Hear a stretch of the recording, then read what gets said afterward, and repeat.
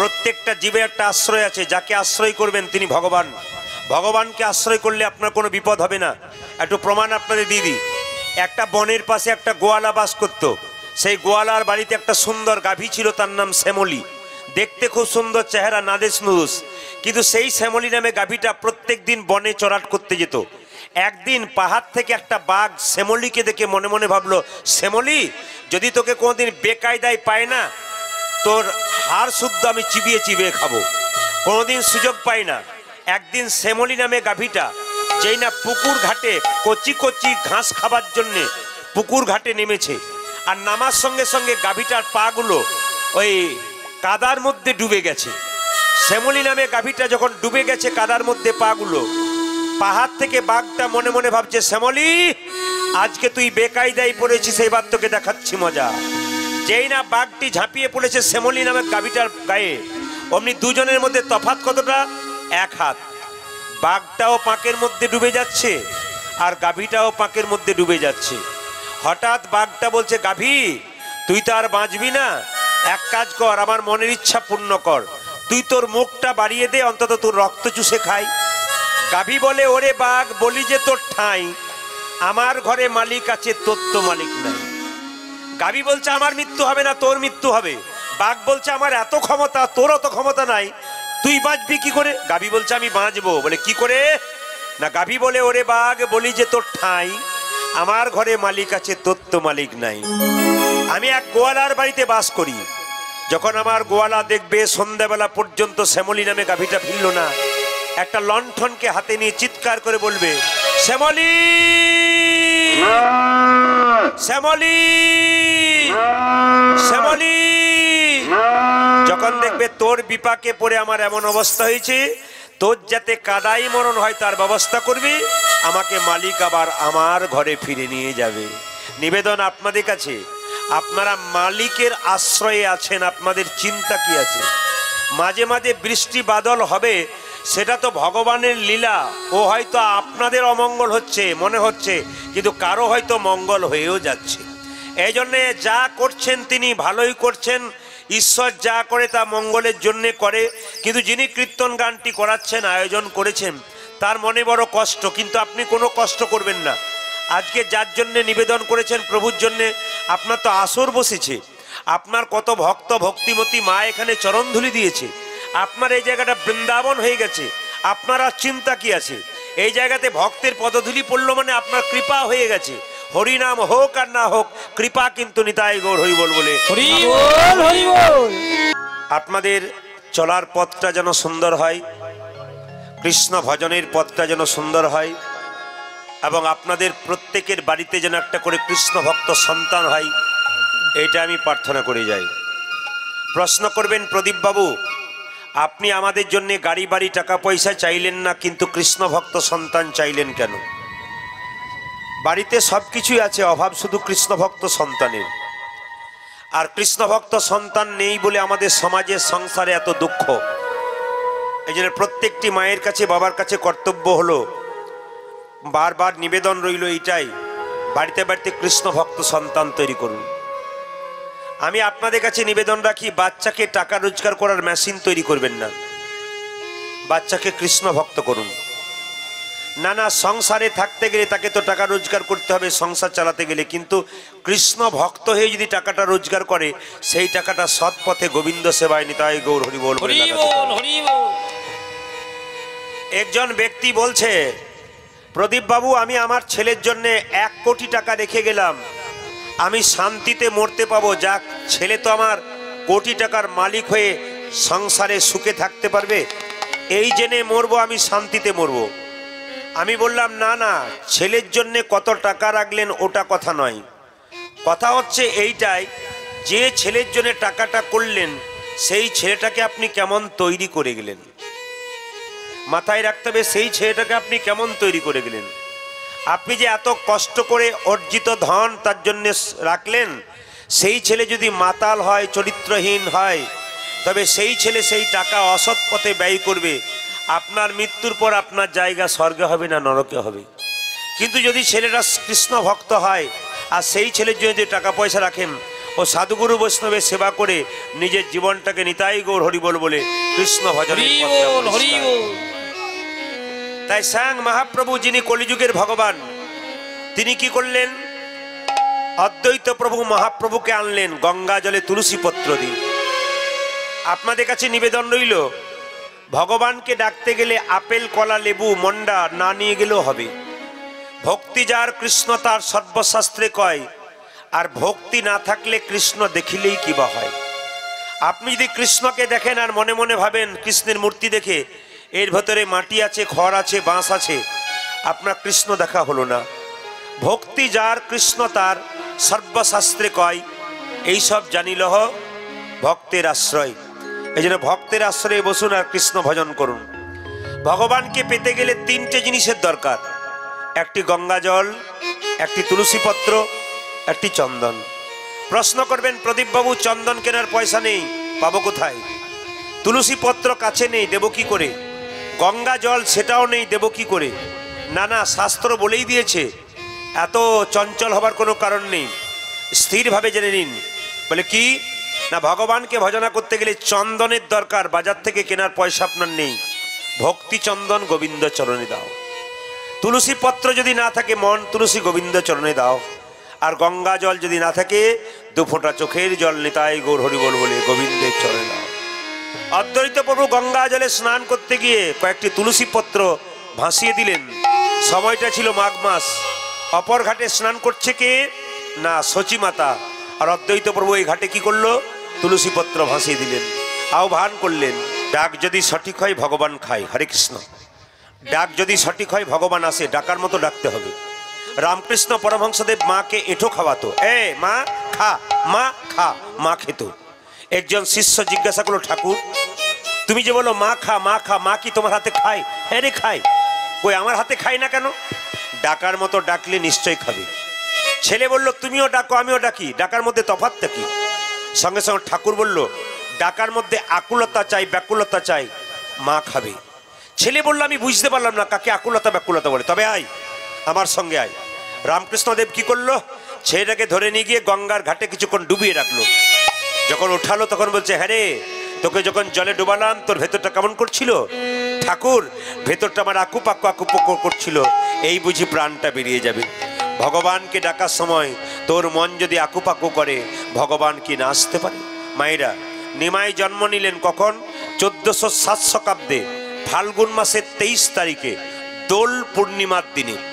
এইবার ইংরেজি সালটা কত? 1486 খ্রিস্টাব্দ। কোন মাসে? ফেব্রুয়ারি মাসে। কত তারিখে? 18 ফেব্রুয়ারি। প্রশ্ন করবেন কি বার? কেউ কেউ বলে শুক্রবার, কেউ কেউ বলে শনিবার। প্রশ্ন করবেন কটার সময়? সন্ধে 5:46 মহাপ্রভু সচিমাতার কোল আলো করে নবদ্বীপ নদিয়ার মাঝে এলেন। এইবার সবাই লক্ষ্য করুন, ছোট্ট ছেলে জন্ম নেওয়ার পর হাত পা নাড়াচাড়া করলেন না, কান্নাকাটি করলেন না, মায়ের দুগ্ধ পান করলেন না। পাড়ার মেয়েরা বলল, সচি তোর ছেলে আর বাঁচবে না। একজন মেয়ে বলল, না না বাঁচবে, একটা উপায় আছে। কি? তোদের বাড়িতে একটা নিম গাছ আছে তো, আতুর ঘরটা নিম গাছের নিচে কর। যদি আতুর ঘরটা নিম গাছের নিচে করিস, তাহলে জম তোর ছেলেকে নিতে এলে তেতোর ভয়ে পালিয়ে যাবে। তাই নিম গাছের নিচে ছেলেকে আতুর ঘর করলো, নাম রাখলো নিমাই। ছেলে এত সুন্দর দেখতে, যেই দেখে তার কোলে নিতে ইচ্ছা হয়। কাঁচা সোনার মতো রং যেন আকাশের চাঁদে নেমে এসেছে। পাড়ার মেয়েরা কোলে নিতে যায়, নিমাই কান্নাকাটি শুরু করে। সচী মাতাকে মেয়েরা জিজ্ঞেস করে, সচি এত সুন্দর আকাশের চাঁদের মতো ছেলের জন্ম দিলি, কিন্তু কোলে নিতে গেলেই কান্না করে। ও মা, লজেস বিস্কুট দি তবু চুপ করে না, কি করলে কান্না বন্ধ হবে বলতো? আমরা কোলে নিতে খুব ইচ্ছা হয়। সচী মাতা রান্নাশাল থেকে বলল, আমার ছেলেকে লজেস বিস্কুট দিলে চুপ করবে না, আমার ছেলের কানে কৃষ্ণ নাম শুনিয়ে দাও, ছেলে চুপ করে যাবে।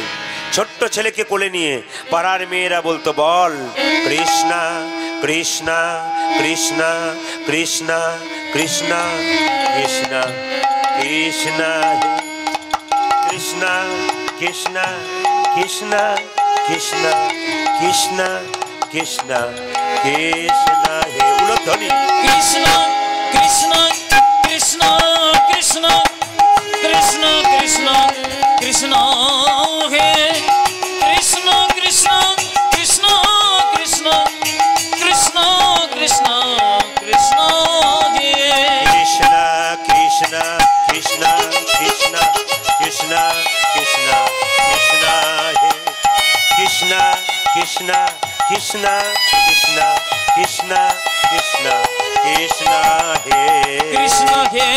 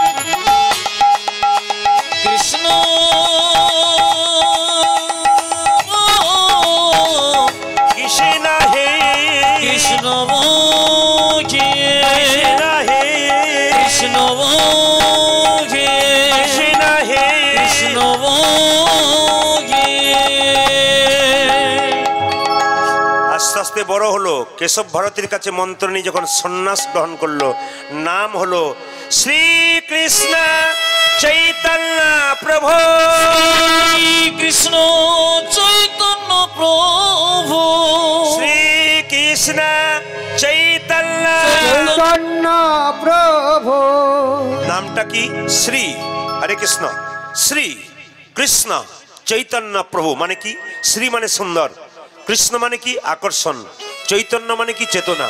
প্রত্যেকটা জীবের মধ্যে কৃষ্ণ নামের চেতনা জাগাবার জন্যে তিনি নাম ধারণ করলেন শ্রীকৃষ্ণ চৈতন্য প্রভু। যে যেখানে বসে আছেন মন দিয়ে শুনবেন, কারো ক্ষতি যদি আপনি চান, তবে আপনার ক্ষতি, জোরে বলুন, একটু জোরে বলুন, তাহলে আপনারা তো বলবেন প্রমাণ দেখাতে হবে। মহাভারতের প্রমাণ দেখাবো। কিন্তু দ্রৌপদীর যখন বস্ত্রণ হচ্ছিল, ৮০,০০০ চেয়ার ছিল। ৮০,০০০। ভালো করে শুনবেন, ভাগবত বলছে দ্রৌপদীর যখন বস্ত্রণ হচ্ছিল তখন ৮০,০০০ চেয়ার ছিল। কেন? ৮০,০০০ চেয়ারে লোকে দেখবে একটা মেয়ের কাপড় টানা হবে, বিবস্ত্র করা হবে মেয়েটা। ৮০,০০০ চেয়ার ছিল, তাতে বসছিল ৮০,০০০ লোক বাইরে দাঁড়িয়েছিল দেখবার জন্য একটা মেয়েকে কাপড় টানা হবে। দুঃশাসন যখন এরকম করে কাপড়, চুলের মুঠি ধরে কাপড় টানতে শুরু করলো, এই যে তাকান, যখন টানতে শুরু করলো দ্রৌপদীর কাপড়, দ্রৌপদী তখন এক হাতে কাপড়টা ধরেছে, এক হাতে ভগবানকে ডাকছে। জিজ্ঞেস করছে নারদ মুনি, প্রভু অসহায় নারী কাপড় বিনে পাগলিনী, তোমাকে হা কৃষ্ণ বলে ডাকছে, তুমি কাপড় জোগাড় করে দাও। বলছে আমি তো জোগাড় দেবই, দ্রৌপদী কিছু করেছে আমি দেবো। কখন দ্রৌপদী করেছিল মা? দ্রৌপদী যখন গঙ্গায় স্নান করতে গেছিল, তখন দেখবেন একজন মুনি স্নান করছিল, আর কোমরে কাপড়টা জলে ভেসে চলে গেছিল। দ্রৌপদী মুনিকে কাপড় দান করেছিল। মুনি বলেছিল, মা এই যে তুমি কাপড় দান করলে, এই কাপড় তুমি অনেক করে পাবে। আর একদিনকার কথা, যেদিন দেখবেন শিশুপালকে মস্তক ছেদন করেছিল, কৃষ্ণের সুদর্শন চক্রে কৃষ্ণ আঙুলটা কেটে গিয়েছিল, তখন বলেছিল এই যে তুমি একটু কাপড় দিলে, এই কাপড় দিন করে পাবে, একদিন পাবে। পেয়েছিল মা। এই যে তাকান, যুক্তিটা দেখবেন ভালো করে। তো যখন কাপড় টানা হচ্ছে, তখন দেখবেন নারদ মুনি বলছে কাপড় জোগাড় করো, কৃষ্ণ কাপড় জোগাড় করো। কৃষ্ণ বলেছিল না। কেন? ওর পরীক্ষা আমি নিচ্ছি, কিন্তু পরীক্ষা দেবার জন্য তৈরি হয় নাই। আমি ওর পরীক্ষা নেওয়ার জন্য তৈরি, কিন্তু পরীক্ষা দেওয়ার জন্য এখন তৈরি হয় নাই। মানে কেন? এক হাতে নিজের উপরে ভরসা করেছে, এক হাতে আমার উপরে ভরসা করেছে। ভগবান বলছে যে দুহাত তুলে ডাকে না, আমি তার কাছে যাই না। যে দুহাত তুলে আমায় ডাকে না, আমি তার কাছে যাই না। মায়েরা দিয়ে দেখান, যখনই দ্রৌপদী দুহাত তুলে দেখেছে, অমনি দুর্যোধন কাপড় টানছে। ভালো করে, নতুন জিনিস এটা, কিন্তু সম্পূর্ণ নতুন জিনিস। এখন যেই না কাপড় টানছে দুর্যোধন, ১ ঘন্টা ২ ঘন্টা ৩ ঘন্টা ৪ ঘন্টা ৫ ঘন্টা কাপড় টেনেই যাচ্ছে, কাপড় শেষ হচ্ছে না। শেষে দুর্যোধনকে দুঃশাসন বলছে, দাদা আমি ক্লান্ত হয়ে গেলাম, জল তৃষ্ণা পেয়ে গেল, আর কাপড় টানতে পারছি না, কাপড় শেষ হচ্ছে না। তখন দুর্যোধন বলল, আমি কাপড় টানি, তুই ভেতরে যা। আপনারা সবাই জানেন দুঃশাসন কাপড় টেনে চা নয়, ১০০ ভাই টেনেছিল। দুর্যোধন যখন কাপড়টা টানছে, দুঃশাসন ভেতরে জল খেতে গেছে, চমকে গেছে। কি জানেন? ১০০ ভাইয়ের স্ত্রীর শরীরে কাপড় নাই, তারা উলঙ্গ হয়ে চুপচাপ বসে আছে। হরি বল। ১০০ ভাইয়ের স্ত্রীর শরীরে কাপড় নাই, দুঃশাসন গিয়ে চমকে গেছে। জল খাবে কি ছাই, চোখ ছানা বড়া হয়ে গেছে। দুঃশাসন তার স্ত্রীকে জিজ্ঞেস করছে, হ্যাঁ গো এ ঘটনা হলো কি করে? তোমাদের কাপড় নাই, কাপড় কোথায় গেল? দুঃশাসন স্ত্রী বলছে তোমার আর তোমার দাদার জন্য এ ঘটনা হলো। বলে কেন?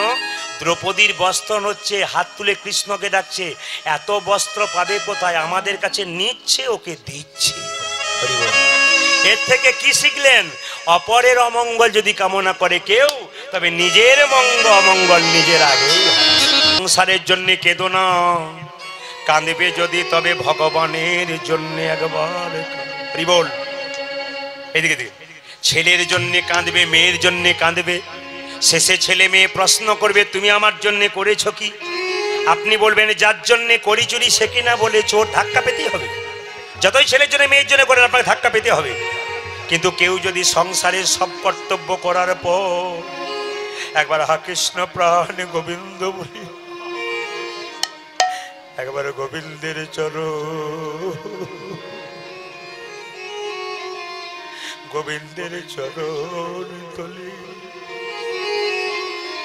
হে গোবিন্দ তোমার হলো আমার কিছু না,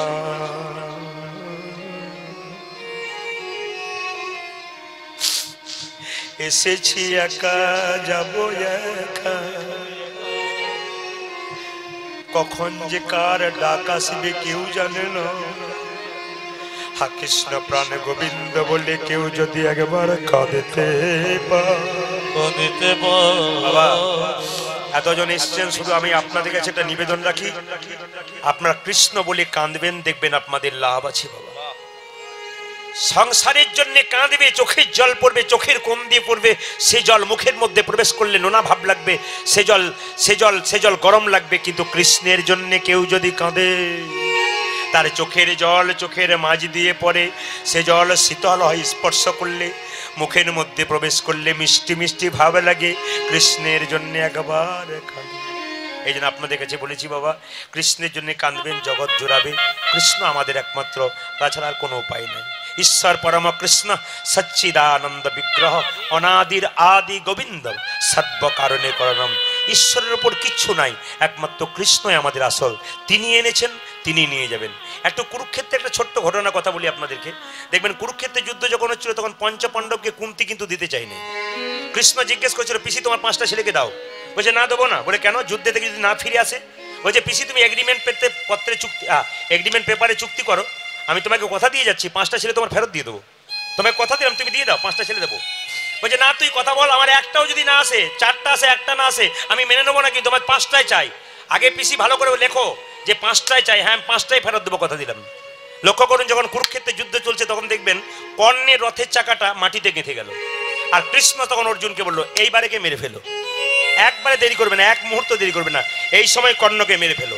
অর্জুন যখন তীরবিদ্ধ করতে যাবে তখন কুন্তি ছুটে এসে বলছে অর্জুন থাম থাম থাম, মারিস না, ও যে তোদের বড় ভাই, চুপ করো। বড় ভাই কি করে হলো? কুন্তির আর কোনো উত্তর নাই, কি করে বলবে? এমন অপবাদের কথা কি করে বলবে? ছেলেকে বলতেই পারছে না। কৃষ্ণর কাছে কি হচ্ছে, কৃষ্ণ, কুন্তি বলছে কৃষ্ণ তুই তো সবই জানিস বাবা, কর্ণ আমার ছেলে, তাহলে কর্ণকে মারবে, ভাই হয়ে ভাইকে মারবে, এটা আমি মানবো কি করে? কৃষ্ণ বলল পিসি যুদ্ধে আসার আগে তোমার সঙ্গে এগ্রিমেন্ট পেপারে চুক্তি ছিল কটা ছেলে? 5টা ছিল, তোমার সঙ্গে তো 6টা ছিল না। আমার চুক্তি যা ছিল আমি তাই করব, কোনো উপায় নেই, আমি কথা দিয়েছি যা আমি রাখবো তা। আপনাদের কাছে নিবেদন রইল বাবা, ভগবান যেটি বলবেন সেটি করবেন। কুরুক্ষেত্রের যুদ্ধে কৃষ্ণ পঞ্চপাণ্ডবের পক্ষে ছিল, তিনি জিতেছিলেন। শত ভাইয়ের পক্ষে ছিল না, তারা হেরে গিয়েছিল। এই জন্য যদি পঞ্চপাণ্ডবের পক্ষে কৃষ্ণ যেমন ছিল, জিতেছিল, আপনি কৃষ্ণকে সঙ্গে রাখবেন, আপনি জিতবেন। তবে হ্যাঁ মাঝে মাঝে ঠোকর খাবেন। কৃষ্ণকে রাখলে মাঝে মাঝে ধাক্কা পাবেন, কিন্তু ধাক্কাটা খুব জোরে হবে না। ধাক্কা কেন পাবেন? সোনা যখন দোকানে বিক্রি করতে যাবে, স্বর্ণকার তো পরীক্ষা করে দেখবে এর মধ্যে কতটা সোনা আছে, কতটা খাদ আছে। ভক্তি সোনা ভগবানকে দেবেন, ভগবান তো পরীক্ষা করে দেখবে এর মধ্যে কতটা ভক্তি আছে, কতটা খাদ আছে। ও মায়েরা, ব্যাংকে টাকা জমা দিলে তার সুদ পাওয়া যায়। হরিনামের ব্যাংকে দেহরূপী দেহটাকে যদি আপনারা জমা দেন, কৃপা সম্পদ জমা দিলে আপনি ভক্তি সম্পদ তো লাভ করি। এই জন্য ভগবানের নামে করতে হয়। বাড়িতে কৃষ্ণকে পুজো করবেন আর না করবেন, দুজনকে পুজো করবেন। জোরে বলুন কাকে কাকে? এক বাবা এক মা। কীর্তন শুনে আপনার কোনো লাভ হবে না যদি এই এখন নয়, এই যে 10 মিনিট, এত তারা কিসের? একটু বসুন না, সবাই বসে আছে এত অধিক একাগ্র হয়ে, আপনাদের কেন চঞ্চলতা? আসতে রাত্রি বাড়লে নয়, ভগবানের জন্য রাত্রি বাড়ার প্রশ্ন নয়, কখন চলে যাবে কেউ বোঝাই যাবে না। ওই জন্য রাত্রির জন্য, দূর থেকে এসছেন আমি জানি, একটু শুনবেন। সবাইকে ছাড়ুন আর না ছাড়ুন, দুজনকে পুজো করবেন, একটা বাবা একটা মা। বাবা হলো বাড়ির ছাদ আর মা হলো খুঁটি। যতগুলো ভাইরা কীর্তন শুনতে এসছো সব ভাইদেরকে বলবো, সব মায়েদেরকে বলবো, সব দাদা ভাইদেরকে বলবো, যদি এখনো পর্যন্ত বাবা মাকে কেউ খেতে না দেয়, তবে হরিবাসরে দাঁড়িয়ে প্রতিজ্ঞা করে যান আপনারা কাল থেকে বাবা মাকে সম্মান দেবেন। বাবা হলো বাড়ির ছাদ, মা হলো খুঁটি। যেদিন এই দুজন নড়বড় করবে সেদিন দেখবেন সংসারের ভালোবাসার মানুষ আর কেউ নাই। যারা ভালোবাসছে তারা স্বার্থের দিয়ে ভালোবাসছে, প্রেমে ভালোবাসে নাই, ভক্তিতে ভালোবাসে নাই। মা জিনিসটা কেমন, রাত্রিতে যারা কীর্তন শুনতে এসছেন বাড়ি ফিরে যাবেন, দেখবেন বাড়ির সবাই নিজের জায়গায় ঘুমাচ্ছে, একজন দরজাটা খুলছে আর বেরোচ্ছে, তিনি হলেন মা। হরে কৃষ্ণ। যখন কীর্তন শুনে বাড়ি যাবেন দেখবেন বাড়ির সবাই ঘুমোচ্ছে, একজন দরজাটা খুলবার জন্য দাঁড়িয়ে আছে, বাবা কিংবা মা। সবাই জানে আমরা ঘুমালো দুজন ঘুমাবে না। মেয়েদের পেটে যখন বাচ্চা থাকে বাড়ির সবাই ঘুমোয়, যার পেটে বাচ্চা থাকে সে জানে বাচ্চা জন্ম দেওয়ার কি কষ্ট, একমাত্র মা বোঝে। আমি প্রত্যেকটি ছোট ভাইদেরকে আবেদন করব, মা যে এত কষ্ট করে জন্ম দিয়েছে তোমাকে গর্ভে রেখে 10 মাস 10 দিন, ওকে আগে সম্মান দাও। ছেলে যখন ছোট থাকে মা তখন কাঁদে ছেলে খায় না বলে, ছেলে যখন বড় হয় মা তখন কাঁদে ছেলে ভাত দেয় না বলে। একজন মহিলা আমাকে পরশু তারিখে আপনাদের দক্ষিণ 24 পরগনায় আমাকে বলছে কীর্তনের শেষে, প্রদীপ বাবু আমার 4টে ছেলে, 2জন শিক্ষক, একজন ইঞ্জিনিয়ার, একজন ডাক্তার, কিন্তু সবচাইতে লজ্জার ব্যাপার বলবো কি আপনাকে কানে কানে বলি, একজনও আমাকে দেখে না। আমি ওনাকে একটা প্রশ্ন করেছিলাম, কিছু মনে করবেন না, আপনার পেছনের জীবনটার দিকে তাকিয়ে দেখুন তো। বললো বুঝতে পারলাম না। আপনার যে শাশুড়ি শ্বশুরমা ছিল, শ্বশুরমশাই ছিল, ওনাকে আপনি দিয়েছিলেন? মাথা নিচু। কি ব্যাপার উত্তর দিচ্ছেন না? উনি বললেন ওই জন্যই তো আমি ফল ভোগ। পয়সা দেওয়া বড় কথা নয়, আগে হৃদয়ে নিয়ে যান। গামছাটা মাথায় করে যাচ্ছেন, ছেলে যদি খেতে না দেয় আগে জেনে নিন আপনি কি করবেন ভবিষ্যতে, ওখানে রেখে দিন। হরে কৃষ্ণ। ব্যাগটা কাঁধে নিয়ে আসবেন, ব্যাগটাকে নিয়ে ঘর যাবেন এটা নয়, হৃদয় ব্যাগটাতে ভিতু ভরে নিয়ে যান, আপনার কাজে লেগে যাবে। আর মা কাকে বলে? মা বয়সে ছোট হতে পারে, বাবা বয়সে বড় হতে পারে, কিন্তু মায়ের কর্তব্যে বড় হয়। কেন? ছেলে যখন রাস্তায় খেলা করে, বাবা যখন কাজ থেকে ফেরে, ছেলে বলে বাপি বাপি বাপি বাপি করে নাও করে নাও করে নাও, তখন দেখবেন ছেলেকে বাবা বলে কি ধুলোবালি মেখেছি, চল চল চল চল চল চল চল চল চল চল, তখন আঙ্গুল ধরে নিয়ে যান, মা পরিষ্কার করে দেয়, তারপর করে নেই বাবা। কিন্তু আপনাদের কাছে একটা নিবেদন রইল, বলুন তো এখানে হাত তুলে, যদি কোনো মা নতুন কাপড় পরে খেতে বসছেন, আপনার ছেলে যদি দৌড়ে গিয়ে আপনার কোলে দৌড়ে বসেছে, আপনি খেতে বসছেন, আপনি ঠেলে ফেলে দেবেন না ময়লাটা দেখবেন, নিজের কাপড়টার দিকে তাকাবেন না, ছেলেকে বসিয়ে না খেয়ে খাইয়ে দেবেন, এরই নাম। শীতকালের দিনে যখন মেয়েদের বাচ্চা হয় এদিকে তাকাবেন, যে কাঁথার ওপরে শুয়ে থাকে বাচ্চা বারবার প্রস্রাব করে, কাঁথাটাকে পরিবর্তন করে দেয়, আবার প্রস্রাব করে, কাঁথা পরিবর্তন করে, শেষে যখন কাঁথা না থাকে নিজের কাপড়টার উপরে বাচ্চাটাকে শুয়ে রাখে, কাপড়ে প্রস্রাব করে দেয়, ভিজে কাপড়টা গায়ে নিয়ে মা সারা রাত্রি ছেলেকে কোলে নিয়ে থাকে, এরই নাম হলো মা। অনুভব করবেন কথাগুলো, জীবনের সঙ্গে নিয়ে যাবেন, আপনাদের কাজে লেগে যাবে। আর মা কাকে বলে? একবারে দামি কথাগুলো শুনবেন। একটা মায়ের পেটে একটা বাচ্চা 10 মাস 10 দিন জায়গা হয়, সেই ছেলে বড় হয়ে কলকাতায় ফ্ল্যাট কিনলে মা বাবার একদিনের জন্য জায়গা হয় না। না না, এই জায়গাগুলো ধরতে হবে, এই জায়গাগুলো না ধরলে কীর্তন শোনা বেকার হবে।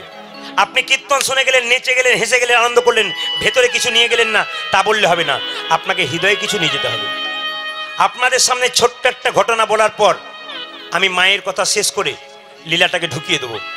একটা ছোট্ট কথা শুনে নিন, ফোন বন্ধ করে শুনে নিন, ছোট্ট কথা। সেই কথাটা কি? আমি প্রথম যখন কলকাতায় গান করতে যাই, ইউটিউবে শুনেছেন আপনারা, খোকন বাবার বাড়িতে, খোকন বাবু তখন ডাকলেন আমাকে কীর্তন করতে।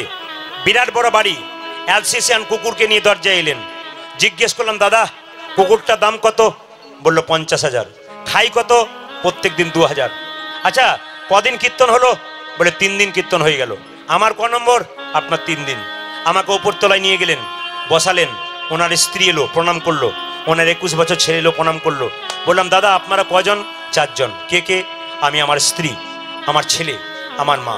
জিজ্ঞেস করলাম, আপনার মাকে একবার ডাকুন, আমি প্রণাম করে নিতে চাই। সঙ্গে সঙ্গে বললেন, প্রদীপবাবু কিছু মনে করবেন না, মায়ের সঙ্গে আমার স্ত্রীর গন্ডগোল হচ্ছিল, মাকে রেখে এসেছি বৃদ্ধাশ্রমে। আমি জিজ্ঞেস করলাম, খোকনদা, আমি বারবার বলবো পয়সা আপনাদের দেওয়ার দরকার নেই, কেন ঝঞ্ঝট করছেন এখানে পয়সা দেওয়ার জন্য? কীর্তন চলাকালীন কেন ঝঞ্ঝট করছেন এখানে পয়সা দেওয়ার জন্য? পয়সাটা ফেরত নিয়ে চলে যান আপনারা, ডিস্টার্ব দেবেন না কেউ, বারবার বলে দিচ্ছি। কীর্তন হচ্ছে একটা প্রেমের জিনিস, পয়সা দেওয়ার দরকার নেই, ঘুরে চলে যান ওখান থেকে, পয়সা নিয়ে। হরিবাসর হরি নামে মন্দিরে দিয়ে দেবেন। হরে কৃষ্ণ, এদিকে তাকাবেন। খোকনদাকে জিজ্ঞেস করলাম, প্রতিদিন কত লোক খেয়েছে? কেউ শুনবে না, আপনি যতই বলুন। পয়সা না দিলে তো মঙ্গল হবে না, কীর্তনে পয়সা না দিলে মঙ্গল হয়? এদিকে তাকান। প্রশ্ন হচ্ছে এইটাই, জিজ্ঞেস করলাম 3 দিনে কত লোক খেয়েছে? বলছে 3 দিনে। আসতে, এই ধারে 2 জন দাঁড়ান তো, ধারে 2 জন দাঁড়ান তো, ধারে 2 জন দাঁড়ান, ধারে 2 জন দাঁড়ান। একবার এতবার বলছি কোনো মধ্যে শুনছে না। ধারে 2 জন দাঁড়ান, যারা পয়সা নিয়ে যাচ্ছেন তারা পয়সাটা মন্দিরে দিয়ে দেবেন। হ্যাঁ, হরে কৃষ্ণ। কঠিন ব্যাপার, বাংলাও বোঝেন, আমি এটাও অবাক হয়ে যাই। হরে কৃষ্ণ। এত মানুষ এত মুগ্ধ হয়ে শুনছে, আর 2-1 জনের মধ্যে ডিস্টার্ব দিচ্ছে। হরে কৃষ্ণ, এদিকে তাকান। মানে রাত্রি বাড়লেই তো, এখন তো মানুষ সুখী, যত রাত বাড়াবেন অমৃত ঢাললেও বলবে যা এবার। এটা কলিযুগের নিয়ম। আসতে বললাম 3 দিনে কত লোক খাওয়া হলো? 6,000। আপনার মায়ের একটা পাতা পড়লো না? উনি বললেন, প্রদীপ বাবু আপনি জ্ঞানী মানুষ, আপনাকে কি শিক্ষা দেব? নারী নারীর শত্রু। আমরা 2 ভাই, আমার ভাই গরিব, আমি বড় লোক। আমার ইচ্ছা হয় ভাইকে কিছু দিই, কারণ আমার তো ভাই, এক মায়ের পেটে, এক জামা পড়েছি, একসঙ্গে খেয়েছি। ও খেতে পায় না ভালো করে, ভালো খাবার খেতে পায় না, আমি পাই। ওকে যখন দিতে যাই, একজন হাতটাকে টেনে ধরে, চুপ করো, ওকে দিতে যাবে কেন? ও খেতে খেতে পারে না, ওর শরীর নেই, ওর ক্ষমতা নেই, দিয়ে দেবে তুমি। সে হলো আমার স্ত্রী। আপনাদের কাছে নিবেদন রইল, পুরুষ যদি এগিয়ে যেতে চাই তবে 3 জনের অবদান থাকে। এই যে আমি কীর্তন গান করছি, শুধু আপনাদের জেলায় জেলায় নয়, রাজ্যে রাজ্যের বাইরে, দেশের বাইরে প্রচুর আমার চাপ। ওই জন্য আমি চাপ সময় দিতে পারি না। বসিরহাট এলাকায় এবছর মাত্র 2টো এলাকা দিয়েছি, একটা কাঠিয়াহাট, একটা দাদাদেরকে কথা দিয়েছিলাম বহুদিন আগে, মাঘ মাসে কথা ছিল, করোনার জন্য হয়নি, এই জন্য আজকে এলাম। আমি একবারে সময় দিতে পারি না, পরবর্তী ক্ষেত্রে সবাইকে সময় দিতে পারা যাবে না। অনেক অনেক দূর দেশে আমার বায়না হয়ে আছে, অন্যান্য রাজ্যে বায়না হয়ে আছে, সব ফ্লাইটে বায়না হয়ে আছে, কিন্তু আমি যেতে পারিনি করোনার জন্য। আগামীতে প্রভু যদি কৃপা করে যাব। আপনাদের কাছে একটা নিবেদন রইল বাবা, একজন পুরুষ বড় হবার পেছনে 3 জনের অবদান থাকে। মা বাবার আশীর্বাদ আর স্ত্রীর সহযোগিতা। 365 দিনের মধ্যে 320 দিন গান গাই, ইচ্ছা করলে 365 দিনই হবে, কিন্তু 320 দিন গান গাই। আমার স্ত্রীর সহযোগিতা যদি না থাকতো, আমার বাবা মার আশীর্বাদ যদি, সাধুগুরু বৈষ্ণবের আশীর্বাদ না থাকতো, আমি কীর্তন করতে পারতাম না। নারী যদি নারীর মতো হয়, পুরুষ উপরে ওঠে। নারী ছিল চিন্তামণি, পতিতা মেয়ে হয়ে বিল্লমঙ্গলকে কৃষ্ণচরণ পাইয়ে দিয়েছিল। নারী ছিল রানী রজকিনীর মেয়ে, চণ্ডীদাসকে পদকর্তা তৈরি করেছিল। নারী ছিল পদ্মাবতী, জয়দেবকে গোবিন্দচরণ পাইয়ে দিয়েছিল। নারী যদি আনারী হয়, পুরুষ নিচে নেমে যায়। আর নারী যদি নারীর মতো হয়, পুরুষ উপরে ওঠে।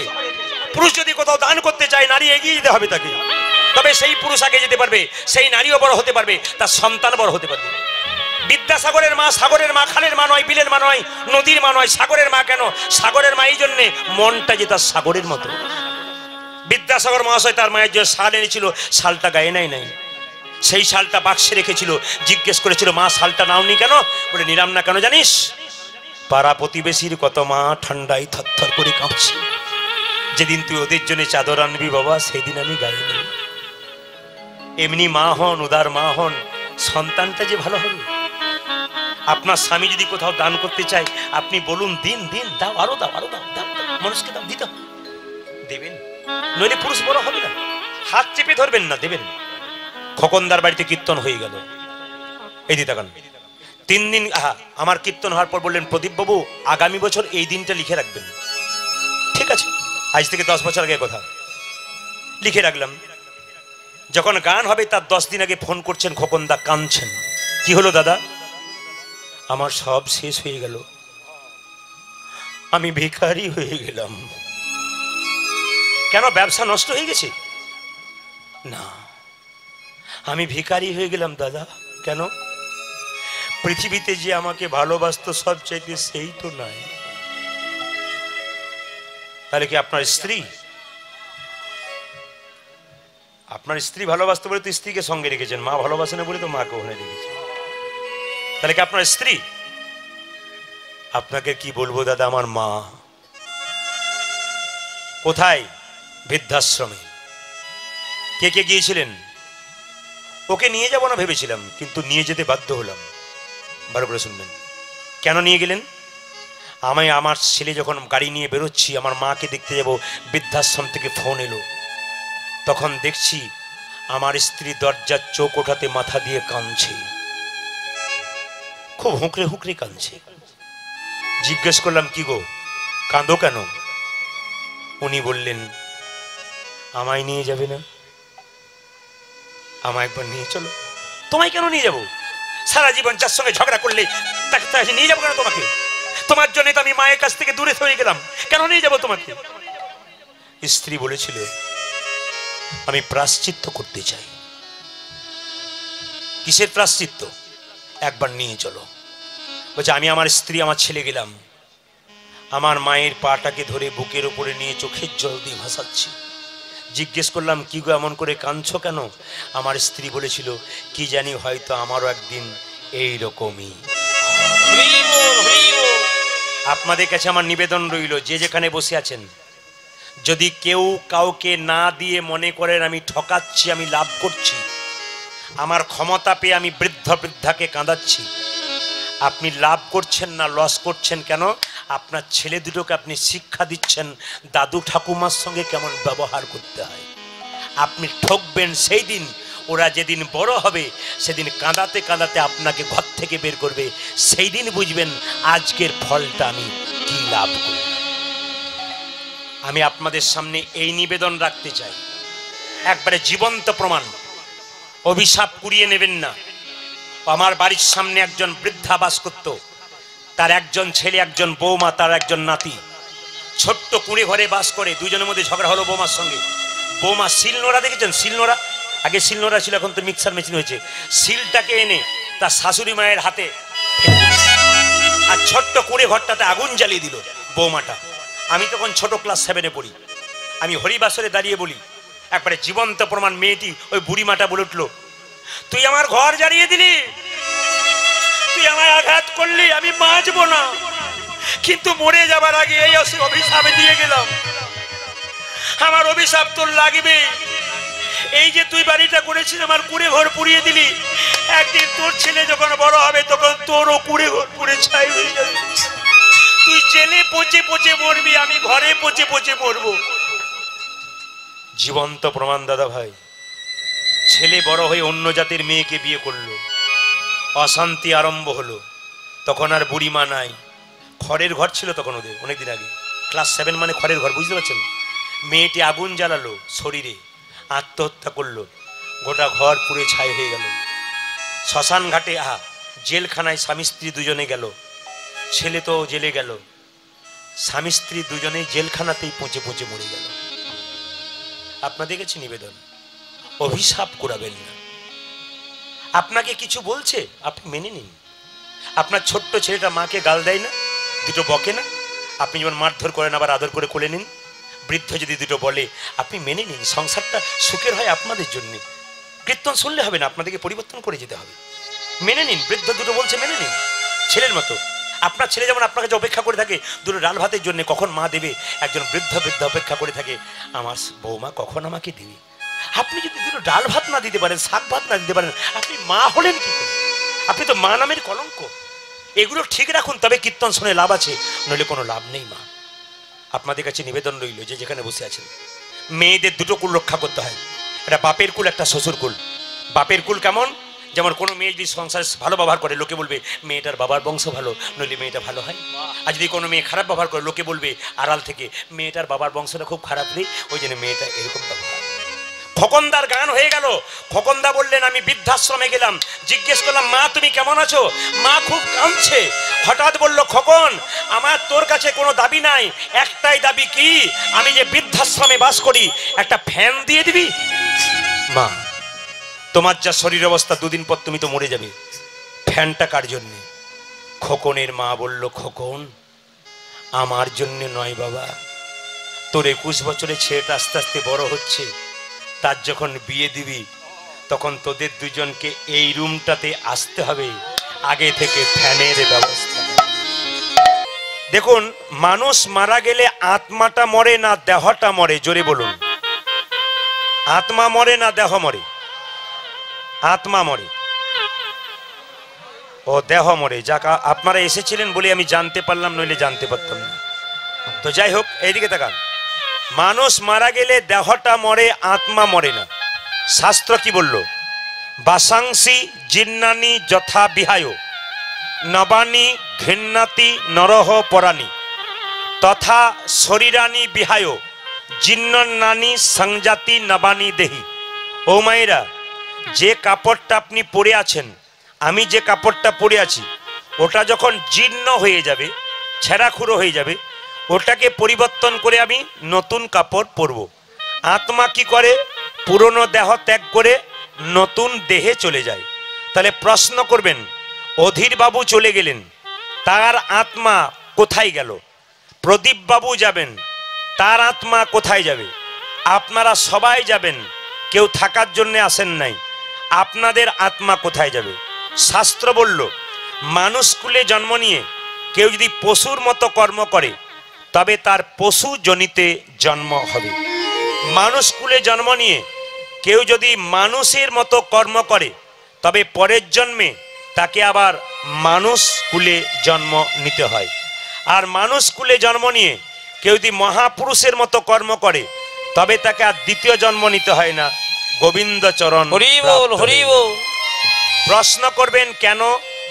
যে ধানকে সেদ্ধ করে মাঠে ছড়ানো হয় তার যেমন দ্বিতীয় গাছ হয় না, যে দেহ হরি নামে সিদ্ধ হয়ে যায় তার দ্বিতীয় জন্ম হয় না, তার গোবিন্দের চরণ। তাই বল, হরি বল, হরি বল। ওই জন্য দেহটাকে হরি নামে সিদ্ধ করুন, দেখবেন আপনার লাভ আছে। এবার প্রশ্ন হবে, আপনি মরে গেলে স্বর্গে গেলেন না নরকে গেলেন, বুঝবেন কি করে? অনেকগুলো উপায় আছে বোঝার, আমি বুঝিয়ে দিই। যারা বইপত্র পড়াশুনো করেন তারা জেনে নিন, ডক্টর পঞ্চানন ভট্টাচার্য বলে একজন আছেন, বিখ্যাত মানুষ, তার 5টি বই পাওয়া যায়। জগৎ ও আমি, 5টা জিনিস, 5টা খণ্ড পাওয়া যায়। প্রথম খণ্ডে লেখা আছে মানুষ মরে গেলে দুটো লক্ষণ দেখলে বুঝবেন উনি স্বর্গে গেলেন না নরকে গেলেন। প্রথম লক্ষণটা কি? প্রথম লক্ষণটা যেমন ধরুন কেউ মারা গেছে, আপনার দেখতে গেছেন, যখন বাড়ি ফিরে এলেন তখন বললেন ওরে বাবা এত মুখটা বিভৎস বিকৃত হয়ে গেছে গো, দেখে আমার 3 দিন ঘুম হলো না, জানবেন উনি যাচ্ছেন নরকে। আপনার মৃত্যুর পর আপনার মুখটা যদি বিকৃত হয়ে যায়, বিভৎস হয়ে যায়, জানবেন উনি নরকে যাচ্ছেন। আর আপনার মৃত্যুর পর যখন আপনি ঘুমাচ্ছেন, লোকে বলবে ওরে বাবা দেখে মনে হলো যেন ঘুমাচ্ছে গো, জানবেন ইনি যাচ্ছেন স্বর্গে। জন্ম হোক যথা তথা, কর্ম যদি ভালো হয় আপনার মৃত্যুর সময় মুখ বিকৃত হবে না, বিভৎস হবে না, মনে হবে যেন ঘুমাচ্ছে। আর একটা কারণে বোঝা যায় উনি স্বর্গে গেলেন না নরকে গেলেন। এই গ্রাম থেকে, মেরুদণ্ডী গ্রাম থেকে বা আপনাদের গ্রাম থেকে কেউ যদি মারা গেল, বলো হরি হরি বল বলে শ্মশান ঘাটে নিয়ে যাচ্ছে, একজন দেখছে, 10 জন দেখছে, বাবা লোকটা খুব ভালো ছিল গো, খুব কৃষ্ণ ভক্ত ছিল, খুব ভালো মানুষ ছিল, জানবেন ইনি যাচ্ছেন স্বর্গে। 10 চক্রে ভগবান। আর আপনার মৃত্যুর পর যদি লোকে বলে ও বেটা খুব দুষ্ট লোক ছিল রে, এই গ্রামটা গেল শান্তি হলো, গ্রাম থেকে গেল, জানবেন ইনি যাচ্ছেন নরকে। শ্রীমদ্ ভাগবত গীতা কি বললো দেখুন, মানুষ মারা গেলে তার 9টা ছিদ্র দিয়ে প্রাণ বেরোয়। বলছে 9টা ছিদ্র কোথায়? তাকান আমার দিকে, 2টো কানের ছিদ্র, 2টো চোখের ছিদ্র, 2টো নাকের ছিদ্র, একটা মুখের ছিদ্র, এটা ওপর দিকে 7টা ছিদ্র, আর নিচের দিকে উপস্থ এবং পায়ু 2টো আছে। এই 7টা ছিদ্রের মধ্যে প্রাণ বেরোলে আপনি স্বর্গে গেলেন, ভাগবত বলছে। আর নিচের দুটো ছিদ্র দিয়ে প্রাণ বেরোলে আপনি বুঝলেন আপনি নরকে গেলেন। কি করে বুঝবেন যে আপনার উপর দিকে প্রাণ বেরোলো?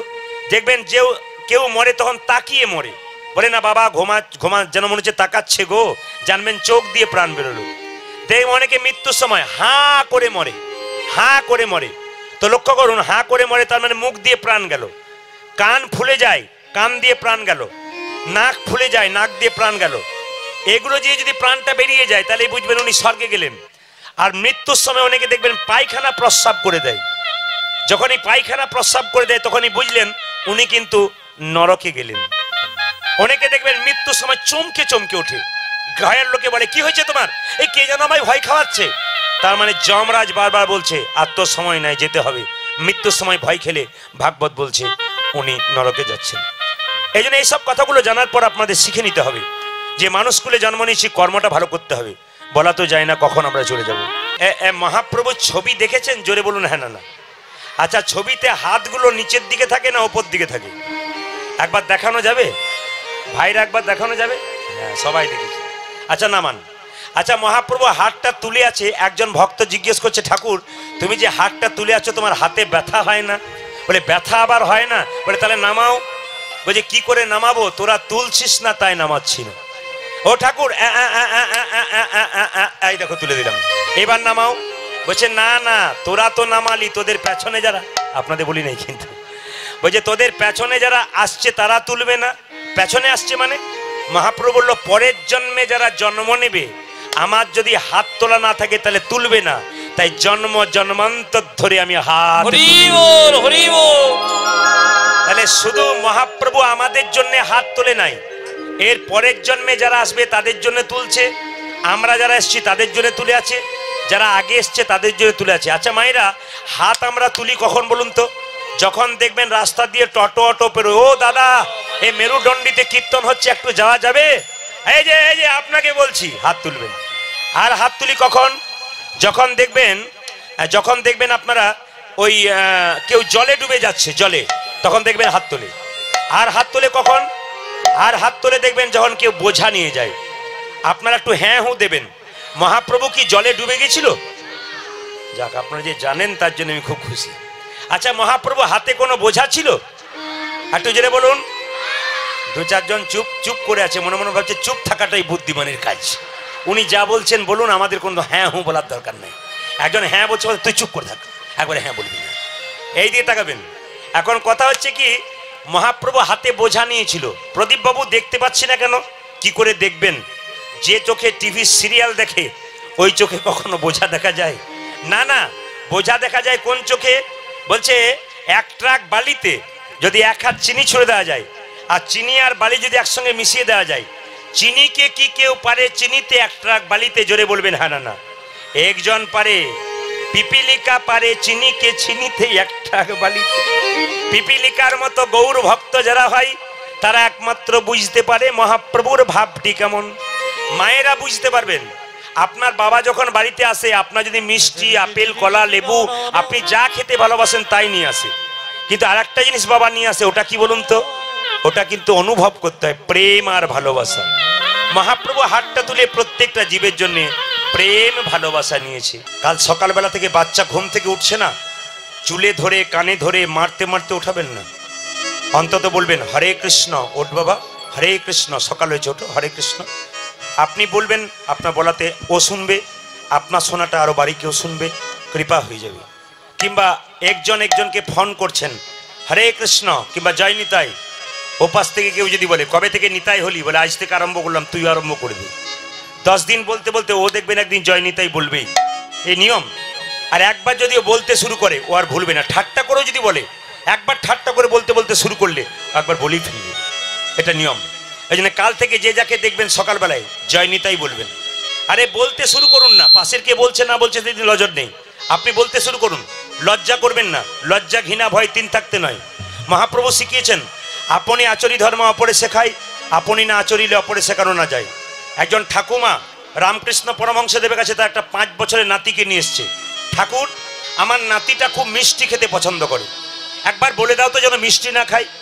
ঠাকুর বলল খুব মিষ্টি খাই? বলে হ্যাঁ। বলে 15 দিন পর নিয়ে এসো, আমি বলবো। 15 দিন পর যখন ঠাকুরের কাছে নিয়ে এলো, ঠাকুর এইবার বলে দাও এ মিষ্টি যেন না খাই। ঠাকুর বলল, খোকা এ বেশি মিষ্টি খেতে নাই রে। বলে কেন? দাঁতে পোকা হয়, পেটে কৃমি হয়, জিভ তোঁতলা হয়ে যায়, ভবিষ্যতে সুগার হবে। সঙ্গে সঙ্গে ছেলে বলল, ঠাকুর আর খাবো না। ঠাকুমা বলল, ঠাকুর তুমি 15 দিন আগে বললে না, আজকে বললে কেন? ঠাকুর বলল, 15 দিন আগে তো আমি নিজেই মিষ্টি খেতাম, আগে ছাড়লাম তারপর বললাম। আগে আপনি আরম্ভ করুন, নইলে ওরা আরম্ভ করবে কি করে? বাড়ির মায়ের আরম্ভ করুন। এপিজে আব্দুল কালাম বলেছেন, একটা বাবা হলো 100টা শিক্ষকের সমান, আর একটা মায়ের কোল হলো 100টা স্কুলের সমান। এই জন্য আপনার বাচ্চা তৈরি করার প্রথম মূল কিন্তু বাবার মা। এই দুজন যদি বাচ্চা তৈরি করতে পারেন তাহলে ভালো হয়ে যাবে। যেমন আপনারা ইস্কন মন্দিরে যারা নবদ্বীপে গেছেন, ইস্কন মন্দিরে যে প্রভুপাদকে দেখতে পাচ্ছেন, শ্রীল প্রভুপাদ, ওই লোকটি কিন্তু কলকাতার ছেলে। যখন খুব ছোট ছিল তখন তার বাবা দরজায় দাঁড়িয়ে কোনো বৈষ্ণব দেখলেই বলতো, একবার আমার বাড়ি আসুন, একবার আমার বাড়ি আসুন। আরে কি হয়েছে? একবার আসুন না, একবার আসুন না। জল সেবা করিয়ে বলতো, আমার ছেলের মাথায় হাত দিয়ে একবার বলে দিন যেন রাধারানীর কৃপা হয়ে যায়, আমার ছেলের মাথায় একটু হাত দিয়ে বলে দিন যেন কৃষ্ণের কৃপা হয়ে যায়। এমনি এমনি বাচ্চা মানুষ হয় না, বাবা মায়ের আকুতি থাকা যায় গোবিন্দের জন্য। এরকম চিন্তা ভাবনা করছেন, ইঞ্জিনিয়ার ডাক্তার করব, টাকা রোজগার করা মেশিন তৈরি করব, শেষে আপনি ভোগ করবেন না। যে বিয়ে হয়ে আসবে তার আমানত হবে, আপনার হবে। রাধে রাধে। আপনার বৌমার আমানত আপনার ছেলে হয়ে যাবে। আর আপনি বিবেক তৈরি করবেন তো আপনার ছেলে আপনার থেকে যাবে। আর যদি বিবেক তৈরি না করবেন, শুধু ব্যাগ চাপিয়ে দেবেন আর ভাববেন টাকা রোজগার করা মেশিন তৈরি করে দিলাম, তা নয়। টাকা দরকার আছে, তাকে শিক্ষিত করা দরকার, সে ভালো চাকরি করুক, ঠিক আছে, কিন্তু মানবিকতার বিবেকটা তৈরি করার জন্য এই স্কুলে আসতে হবে। এই স্কুল ছাড়া অন্য স্কুলে অন্য কথা শোনা যায়, এই কথা শোনা যায়। যে স্কুলে আপনি পড়াচ্ছেন সেখানে তো টাকা রোজগার করার মেশিন তৈরি হবেন, বিবেক তৈরি হবে না।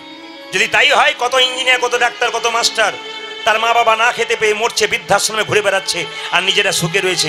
কি শিক্ষা পেল ওখান থেকে? ও তো টাকা রোজগার করা মেশিন তৈরি হলো। একমাত্র বিবেক তৈরি যদি হয়, তবে হরিবাসরে হবে, ভাগবত কথায় হবে, কৃষ্ণ কথায় হবে, অন্য কোথাও হবে না। এই জায়গাতে আনবেন, ওইখানেও নিয়ে যাবেন। দুটো জায়গায় আপনার দরকার আছে। দেখবেন ভক্ত প্রহ্লাদের বাবা হিরণ্যকশিপু যুগ যুগ ধরে অন্যায় করেছে, তার ছেলে ভক্ত প্রহ্লাদ ভক্ত হলো কেন? একটাই কারণ। কারণটা কি আপনারা জেনে নিন। কারণটা হচ্ছে এইটাই, ভক্ত প্রহ্লাদের মা কয়াধু যখন ভক্ত প্রহ্লাদকে গর্ভে রেখেছিল, নারদ মুনির কাছে বসে বসে তত্ত্ব কথা শুনেছিল। শুধু কি ভক্ত প্রহ্লাদ সন্তান জন্ম দিয়েছিল? মা কিছু ভালো কাজ করবে না, বাবা কিছু ভালো কাজ করবে না, সন্তান ভালো কি করে হবে? অনুকূল ঠাকুরজি বলেছেন, মা হলো মাটি উর্বর। মাটি যদি উর্বর হয়, গাছ ভালো হয়, হবে না কেন? বীজটা ভালো হতে হবে। তো বীজ যদি পোকা লাগা থাকে তাহলে গাছ ভালো হবে? এই জন্য রামকৃষ্ণ অনুকূল ঠাকুর বলল, বাবা হলো বীজ, সেটাও ভালো হতে হবে, মা হলো উর্বর জমি, সেটাও ভালো হতে হবে। দুটো যদি ভালো হয়, ভালো ফসল হবে না। কে বলেছে? একজন হাত তুলে বলতে পারবেন সাহস করে, ভগবানের বাবার নাম কি আর ভগবানের মায়ের নাম কি? অনেকে তো বলবেন, কেন দেবকী, কেন যশোমতী, কেন পিতানন্দ বাবা, বসুদেব বাবা? আপনারা বলবেন পালিত আর জন্মদাতা, আপনারা বলবেন, কিন্তু ভগবান নিজের মুখে তা বলে নাই। কি বলেছে? ভক্ত আমার মাতা পিতা, ভক্ত আমার গুরু, ভক্ত আমার নামে রেখেছে বাঞ্ছা কল্পতরু। মায়েরা, ভগবান নিজের মুখে বলছে, ভক্ত আমার বাবা, ভক্ত আমার মা, ভক্ত আমার নাম রেখেছে বাঞ্ছা কল্পতরু। ভক্ত দিলে তবে আমি খাই, ভক্ত না দিলে আমি উপবাসী রই। দেখুন, গোটা পৃথিবীর মালিক যে ইচ্ছা করলে সব খেতে পারে, সব সম্পদ তার, কিন্তু ভক্ত না দিলে উপবাসী রয়। ভক্তের কাছ থেকে নিতে ভালোবাসে, একটা বাতাসা দিন আর তুলসী পত্র দিন, ওতেই গোবিন্দ খুশি হয়ে যায়। কেন? ভক্তের কাছে নিতে ভালোবাসে, এমনি খেতে ভালোবাসে না। তাহলে ভক্ত আমার মাতা পিতা, ভক্ত আমার গুরু, ভক্ত আমার নামে রেখেছে বাঞ্ছা কল্পতরু। তাহলে বলতে হবে প্রমাণ কি? প্রমাণ কি? প্রমাণ দিয়ে দেবো। রামচন্দ্রের পরম ভক্ত কে ছিল বলুন তো? হনুমান। হনুমান রামকে জিজ্ঞেস করছে, প্রভু তোমার চরণটা তো আমি দর্শন করেছি, খুব সুন্দর, আমার ইচ্ছা জেগেছে তোমার গুরুদেবের চরণ একবার দেখবো। তার তোমার চরণ যদি এত সুন্দর হয়, তাহলে তোমার গুরুর চরণ কেমন হবে একবার দেখবো।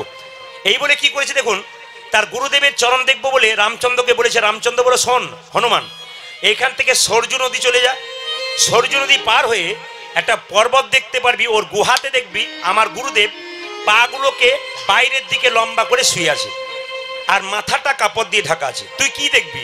বলছে, আমি তোমার গুরুদেবের চরণ দেখতে চাই। ভালো করে বল, কি দেখবি? বললাম তো, তোমার গুরুদেবের চরণ দেখতে চাই। এখন ছুটে গিয়ে হনুমান যখন গেছে, দেখছে হ্যাঁ সত্যি সত্যি সরজু নদী পেরিয়ে গুহার মধ্যে গুরুদেবের পা দুটো লম্বা করে শুয়ে আছে বাইরের দিকে করে। চরণ দুটো দর্শন করে হনুমান বারবার প্রণাম করছে আর ভাবছে, আমার প্রভু রামচন্দ্রের চরণ এত সুন্দর, তার গুরুদেবের চরণ আরো সুন্দর। তার গুরুদেবের চরণ যদি এত সুন্দর হয়, তাহলে বদনটা কত সুন্দর হবে একবার দেখব। চরণ যদি এত সুন্দর হয়, তাহলে বদনটা একবার দেখবার ইচ্ছা জেগেছে। যেই না মাথার কাপড়টা খুলতে যাচ্ছে বদন দেখবো বলে, দেখছে ওই দিকেও দুটো চরণ রয়ে গেছে।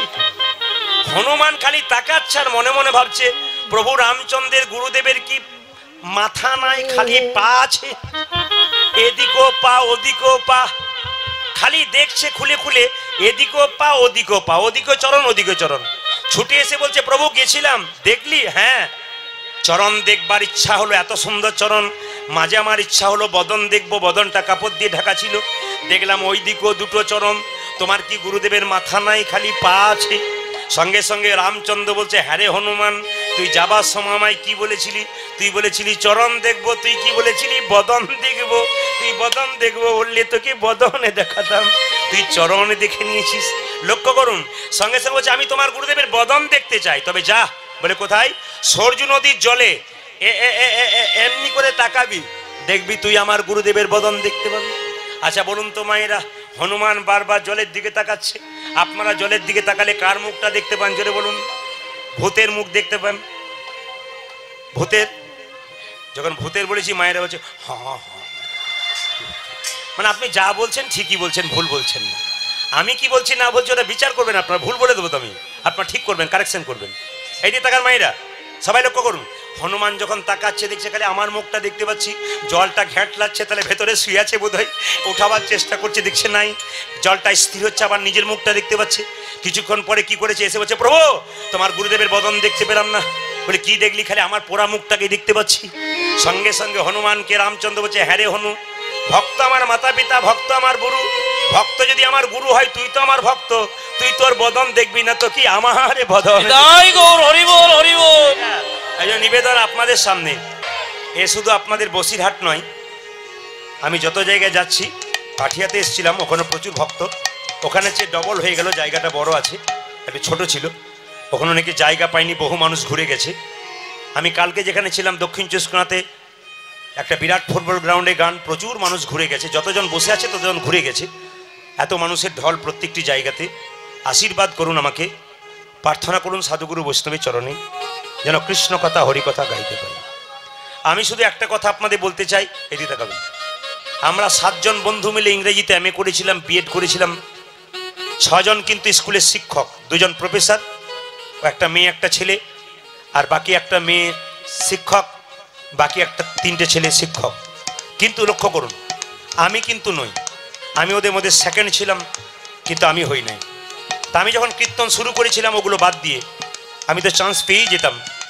ওরা আমাকে ফোন করে বলতো, প্রদীপ জীবনটাকে একবারে নষ্ট করে ফেললি। বলে কেন? আমরা সরকারি চাকরি নিলাম আর তুই কি করলি?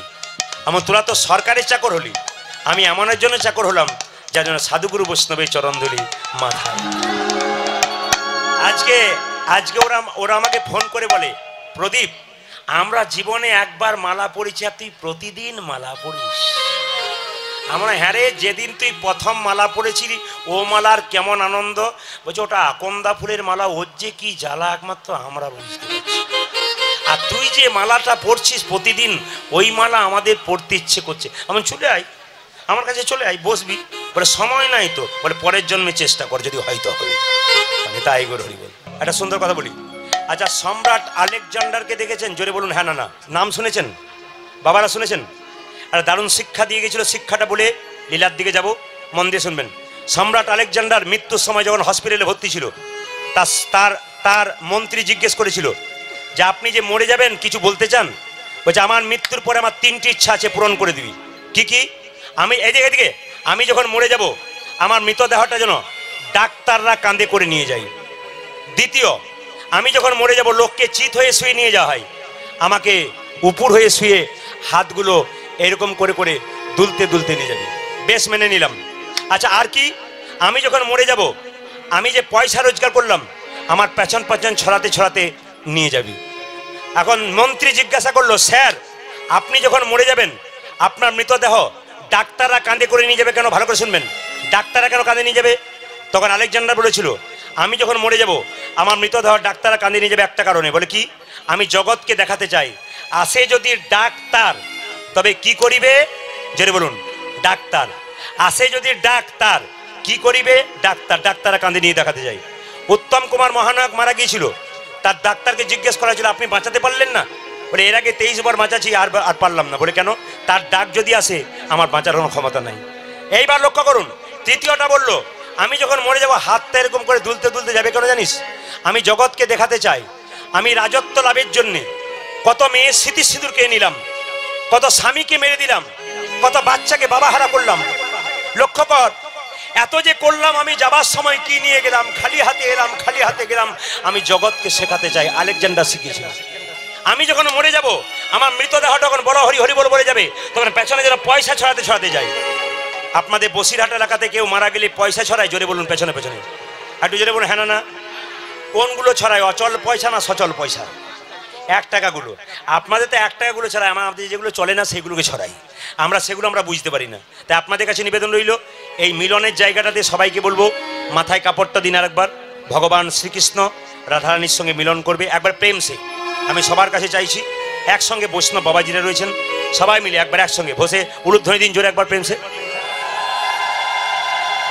একটু জোরে উলুধ্বনি দিন, আর একটু জোরে উলুধ্বনি দিন, একটু জোরে উলুধ্বনি দিন। বেশ, একবার জোরে বলুন রাধা মাধব কি জয়। প্রদীপ পালে একটা নিবেদন রইল। বৈষ্ণব বাবাজিরা এখানে এসছেন, এদিকে দিকে দিকে, ও মায়েরা, এই যে বৈষ্ণব বাবাজিরা এসছেন। আপনাদের বাড়িতে বৈষ্ণব গেলে বৈষ্ণবকে আপনারা নিমন্ত্রণ করে প্রসাদ পাওয়ান। বৈষ্ণবকে নুন দিয়ে খাবার দেবেন, লবণ হয়ে যায় তরকারিতে, তবু বৈষ্ণব বলে অমৃত খেলাম। কিন্তু যাকে ডাকবেন ভগবানকে কোনোদিন দিয়ে খায় না, সেই লোক খাবেন আপনার বাড়িতে বিয়েতে, খাবার পর বলবে পোলাওটা তো খেলাম ভালো, বাদামগুলো পোড়া পোড়া হয়ে গিয়েছিল। ওরা বদনাম করে দিয়ে যাবে, বৈষ্ণব বদনাম করবে না। ও মায়েরা, বৈষ্ণবের স্বভাব কেমন? গাছ যতক্ষণ না পড়বে মাটিতে ততক্ষণ ফল দান করবে, ছায়া দান করবে। বৈষ্ণব যতক্ষণ না আঘাত করবেন মাটিতে পড়বে, আপনাকে হরিনাম দান করবে। এই দিয়ে তাকান, নদী জল দেয় নিজের জন্য নয়, জগতের জন্যে। বৈষ্ণব নাম দেয় নিজের জন্য নয়, জগতের জন্যে। এই যে তাকাবেন বৈষ্ণবের স্বভাবটা কেমন, প্রতিবাদ করা নয়। আমার দিকে তাকান, একটা কলেজে পড়া মেয়ে এরকম করে দাঁড়িয়ে আছে ছাদে, একটা বৈষ্ণব মাথা নেড়া গঙ্গা থেকে স্নান করে আসছে, আর কলেজে পড়া মেয়েটা বৈষ্ণবের মাথায় বৈষ্ণবের মাথায় থুতু ফেলে দিল। বৈষ্ণব বলল, মা আমার মাথায় থুতু ফেলে দিলি, আচ্ছা ঠিক আছে আবার যাই। আবার গঙ্গা স্নান করে ফিরছে, আবার মেয়েটা রেডি হয়েছে, বৈষ্ণব বৈষ্ণব বলল, মাথাতে থুতু ফেলে দিলি, আচ্ছা ঠিক আছে আবার যাই। 10 বার গেছে গঙ্গা স্নান করে, 10 বার থুতু ফেলেছে। 11 বার বা যখন থুতু ফেলছে তখন মেয়ের বাবা দেখতে পেয়ে বলল, লজ্জা করে না তোর? তুই বৈষ্ণবের মাথায় থুতু ফেলছিস, তোর লজ্জা করা উচিত। মেয়েটি বলল, বাবা বৈষ্ণব প্রতিবাদ করে না, তাই তার মাথায় থুতু ফেললাম। তখন সঙ্গে সঙ্গে বৈষ্ণব বলল মেয়ের বাবাকে, আপনি আমার মেয়েকে বকবেন না, আপনি আপনার মেয়েকে গাল দেবেন না, আপনার মেয়ের জন্য আমার লাভ হয়ে গেছে। বলে কি লাভ হয়েছে? আপনার মেয়ে আমার মাথায় থুতু ফেলেছে, আমার লাভ। আমার মেয়ে আপনার মাথায় থুতু ফেললো, আপনার লাভ হলো? বলে হ্যাঁ। কি লাভ? বলছে শোনো, একবার গঙ্গা স্নান করলে শাস্ত্রে শুনেছি 1 জন্মের পাপ দূর হয়। আপনার মেয়ে আমার মাথায় 10 বার থুতু ফেলেছে, আমি 10 বার গঙ্গা স্নান করেছি, আমার জন্ম জন্মান্তর যত। এইদিকে কত সুন্দর আপনারা বসে আছেন, দামি কথাটা শুনুন। হাজার হাজার বটের ফল বট গাছে হয়, একটাও বট গাছের নিচে পড়ে চারা গাছ হয় না। পাখিতে খেয়ে স্টোমাকে গিয়ে ছাতের কান নিচে পায়খানা করে, তার থেকে চারা গাছ হয়। হাজার হাজার লোকের মুখে কৃষ্ণ কথা শুনলে আপনার কৃষ্ণ প্রেম জাগবে না, যতক্ষণ না বৈষ্ণবের মুখে মধুমাখা নাম শুনবেন আপনার শরীরে কৃষ্ণ প্রেমের অঙ্কুর হবে। আসুন, যে গানটি আপনি নামযজ্ঞে শুনবেন সেই গানটি নয়, এটা একটু বিরহের গান থাকবে।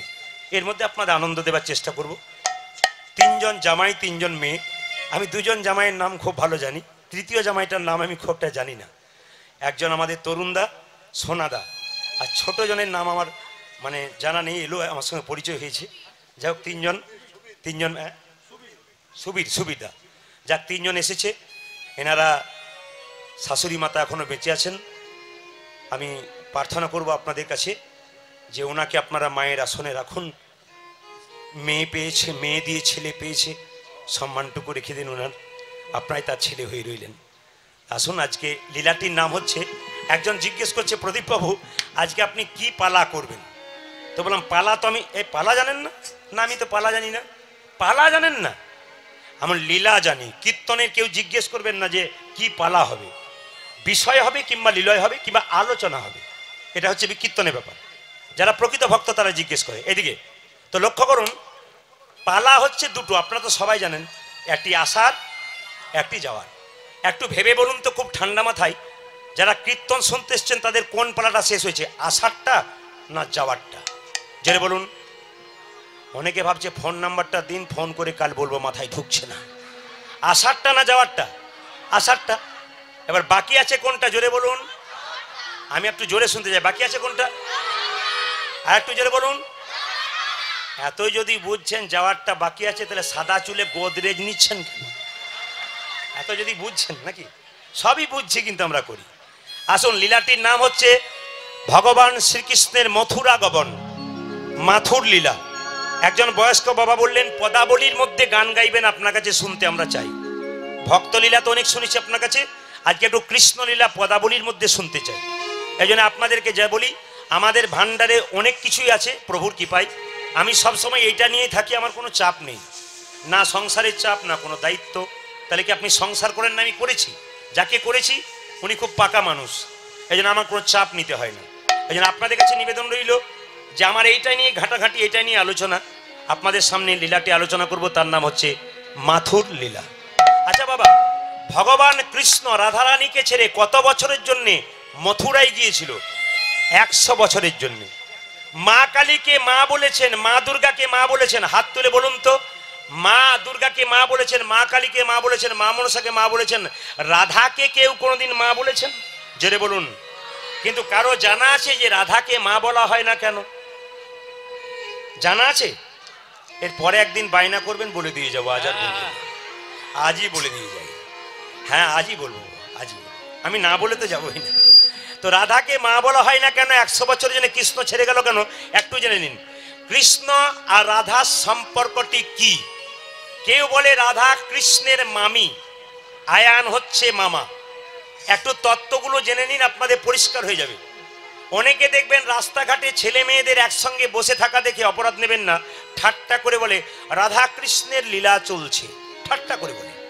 কিন্তু আপনাদেরকে বলে রাখি, যারা বোঝে না, অজ্ঞ, তারা একমাত্র এই কথা বলে, কিন্তু জ্ঞানী মানুষ এ কথা বলে না। মায়েরা, প্রেম হচ্ছে, রাধা হচ্ছে কৃষ্ণের স্ত্রী। বলবেন তাহলে আয়ানের কাছে গেল কেন? লীলা আছে, তত্ত্ব আছে, একটু জেনে নিন আপনারা, তাহলে বুঝতে পারবেন। প্রেম হচ্ছে 3 প্রকার, একটি অনুরা, একটা স্বকীয়া, একটা পরকীয়া। অনুরা প্রেম কি?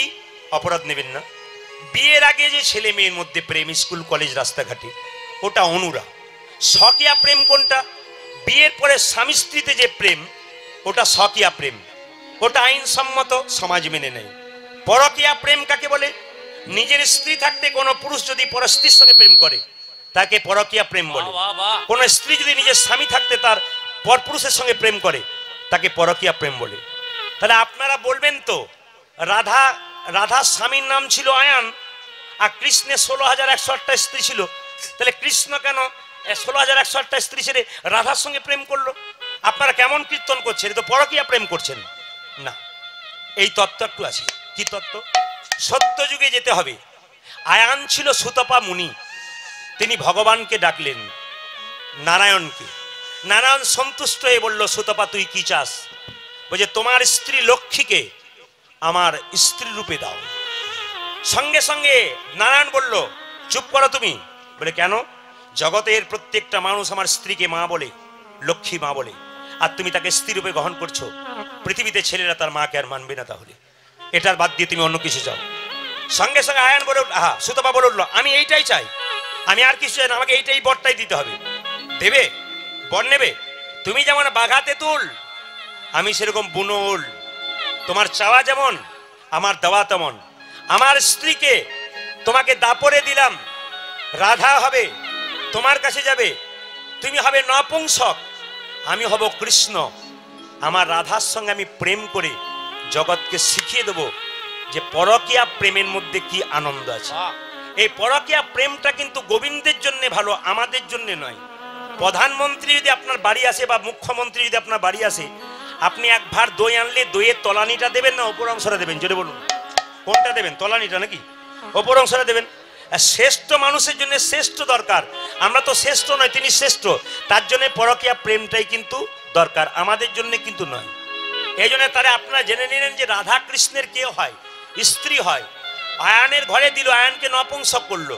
তাহলে মায়েরা, রাধা একদিন কৃষ্ণ বিরজার কুঞ্জে লীলা করছে আয়ানকে ছেড়ে দিয়ে কৃষ্ণের সঙ্গে, আর শ্রীরামকে বলছে শ্রীরাম তুই দরজায় দাঁড়িয়ে থাক। কৃষ্ণ বলছে যদি কেউ আসে না তুই দরজায় বাধা দিবি, ঢুকতে দিবি না। বলছে ঠিক আছে। মায়েরা মন দিয়ে শুনবেন, কৃষ্ণ কার সঙ্গে লীলা করছে জোরে বলুন? বিরজার সঙ্গে। জোরে বলুন কার সঙ্গে? বিরজার সঙ্গে। আর দরজায় কে দাঁড়িয়ে আছে? শ্রীরাম। নারদ মুনির ইচ্ছা জেগেছে একবার কৃষ্ণ দেখবো। আচ্ছা মায়েরা, নারদকে চেনেন? জোরে বলুন। এমন ভাবে বলছেন যেন আপনাদের ঘরের লোক বোধ হয়। আমি ওই নারদের কথা বলি নাই, এ ঘরে ঘরে নারদ আছে। আপনার কথা আমাকে, আমার কথা আমাকে লাগিয়ে দেন নারদ। এই নারদের কথা বলছি। ওই নারদকে যে ভক্ত ভগবানের মধ্যে মিলন ঘটায়, তিনি বিনা বাজাতে বাইরে চললো বিরজার কুঞ্জের দিকে। এ কি রে, এ তুই ওখানে দাঁড়িয়ে আছিস? সবাই বসে আছে, তুই দাঁড়িয়ে আছিস কেন রে? তোকে বলছি, তোকে ওইদিকে নয়, নারদ বলছে শ্রীরামকে, তুই দাঁড়িয়ে আছিস কেন রে এখানে দরজাতে? শ্রীরাম বলছে নারদ, কৃষ্ণ ভেতরে লীলা করছে বিরজার সঙ্গে, আমার কাউকে যেতে নিষেধ, ওই জন্য দাঁড়িয়ে আছি। আমাকে যেতে দিবি না? না। নারদ বলল তাহলে মামিকে একবার পাঠাই। রাধাকে মামি বলতো, কৃষ্ণকে মামা বলতো। রাধা রানীকে খবর দিচ্ছে, মামি বলে কি, তোমাকে ছেড়ে মামা বিরজার কুঞ্জে লীলা করছে। সঙ্গে সঙ্গে রাধা রানী কোমরে কাপড়টা বেঁধে চলে এসছে কৃষ্ণের কাছে দরজাতে। শ্রীরাম, এই শ্রীরাম দরজা খোল। না। এই শ্রীরাম দরজা খোল। না। এই শ্রীরাম দরজা খোল। না। শ্রীরাম যখন দরজা খুলছে না, রাধারানী জোর করে ভেতরে প্রবেশ করতে গেছে, আর শ্রীরাম রাধারানীকে ধরে মাটিতে ফেলে দিয়েছে। রাধারানী বলছে শ্রীরাম, তুই আমার সঙ্গে অসুরের মতো আচরণ করলি, তুই আমার সঙ্গে দৈত্যের মতো আচরণ করলি। আমি তোকে অভিশাপ দিলাম, তোরে যেন দৈত্য কুলে জন্ম হয়, তোরে যেন দৈত্য কুলে জন্ম,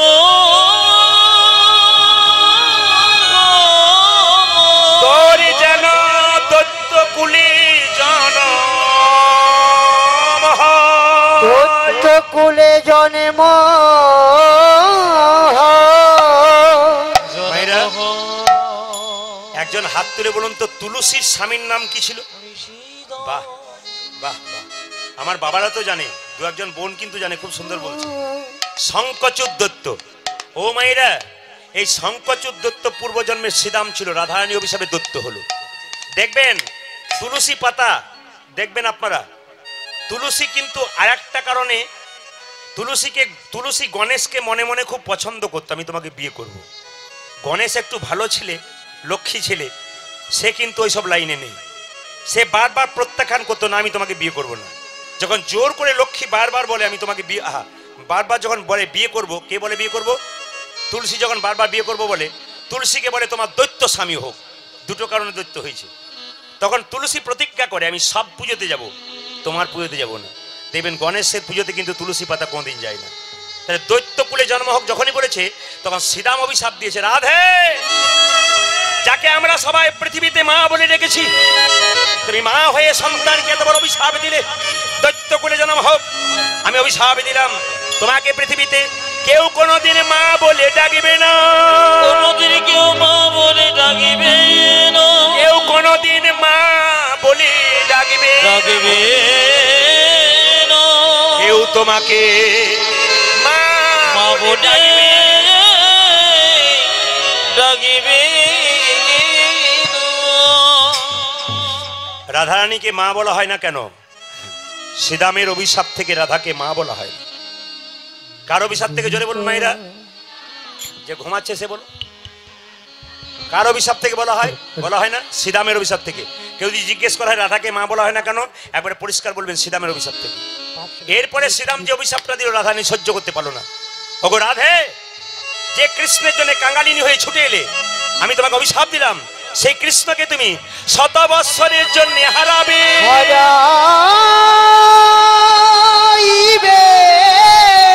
তুমি হারাইবে। বাবা, রাধারানী মা হতে পারবে না তাতে কোনো দুঃখ নাই।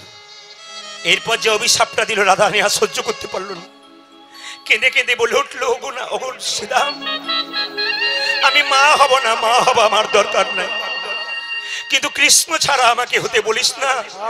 এই জগতে যারা কৃষ্ণকে ভালোবেসে তিলক মালা নিয়ে ঘর সংসার ত্যাগ করেছে, তাদেরকে কৃষ্ণ ছাড়া হতে বললে যেমন মৃত্যু সমান হয়ে যায়। আমি যে কৃষ্ণ ছাড়া কিছুই জানি না। আমি শয়নে স্বপনে জাগরণে নিদ্রায় কৃষ্ণ জানি। আমার শাশুড়ি ননদিনী আমাকে এত জ্বালাতন করে, তবু আমি কৃষ্ণের কাছে ছুটে আসি আমার তাপিত পরাণে ঝুলাবার জন্য। আমার এই অভিশাপ তুই ফিরিয়ে নে শ্রীরাম, এই অভিশাপ তুই ফিরিয়ে নে। কিন্তু কোনো অভিশাপ ফিরিয়ে নিল না। রাধারানী 100 বছরের জন্য কৃষ্ণ ছাড়া হলো। কৃষ্ণ গেল মথুরায়। রাধারানী সখীদের সামনে বলছে, ললিতা, বিশাখা, চিত্রা, চম্পকলতা। মায়েরা সখীদের কাছে মাঝে বসে রাধারানী দুঃখের কথা গাইছে। ওরে ললিতা রে, আমি একটা কৃষ্ণ প্রেমের বীজ রোপণ করেছিলাম। বীজ রোপণ করেছিল, আমার মনে বড় আশা ছিল সেই বীজ হতে অঙ্কুর হবে, সেই বীজ হতে অঙ্কুর হবে। কিন্তু কি হলো জানিস কি হলো জানিস ললিতা রে? কৃষ্ণ বিরহ রূপী রৌদ্র এসে সেই বীজ শুকিয়ে গেল রে। দুটো পাতা গজালো কিন্তু কাজ হলো না। ললিতা কেঁদে কেঁদে বলছে, পদাবলী, প্রেম প্রেম করো রে ভাই, প্রেম বলে কারে?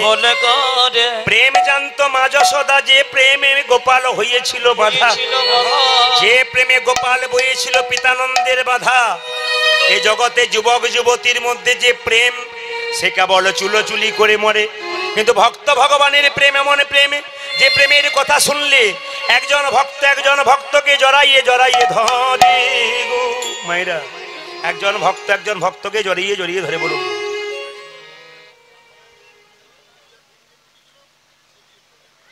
বুঝতে পারলাম না বাবা। হ্যাঁ করেছিল, হ্যাঁ হ্যাঁ, একটু বাবা সুন্দর কথা বলছে। হ্যাঁ হ্যাঁ হ্যাঁ হ্যাঁ, খুব দামি কথা বলেছেন, খুব দামি কথা বলে। এরকম মানুষের দরকার আছে, এরকম ভক্তদের কাছে। রাধারানী বিরজার কুঞ্জে ঢুকেছিল, কিন্তু যখন ঢুকেছিল তখন বিরজা কি জল অবস্থায়, জল হয়ে গেছিল, জল। আর কৃষ্ণ কি হয়েছিল? হ্যাঁ, রাধারানী কি হয়েছিল? রাধারানী ময়ূর হয়ে গেছিল। আর কৃষ্ণ তখন সর্প ধারণ করেছিল। তখন কিন্তু 3 জায়গায় দংশন করেছিল, এই জন্য কৃষ্ণের 3টে জায়গা বাঁকা হয়ে গেছে। বিরজা নদীর কথা আপনারা শুনেছেন, বিরজা নদী হয়ে গেছিল, পরে সে যমুনা হয়েছিল। কেন? বিরজার আশা পূর্ণ করবার জন্য তিনি নৌকা বিলাস লীলা করেছিলেন, আপনারা সবাই জানেন। বাবা একটু ধরিয়ে দিচ্ছেন, খুব দামি কথা বলেছেন। এই জন্য ভক্তদের কাছে কীর্তন শুনতে, আমি আগে বললাম কি, বৈষ্ণবদের পাশে বসলে ওনারা একটু ধরে ধরে জায়গাগুলোকে বাড়িয়ে দেন, একটু ভালো লাগে বলতে। বলুন জয় রাধা রানী কি।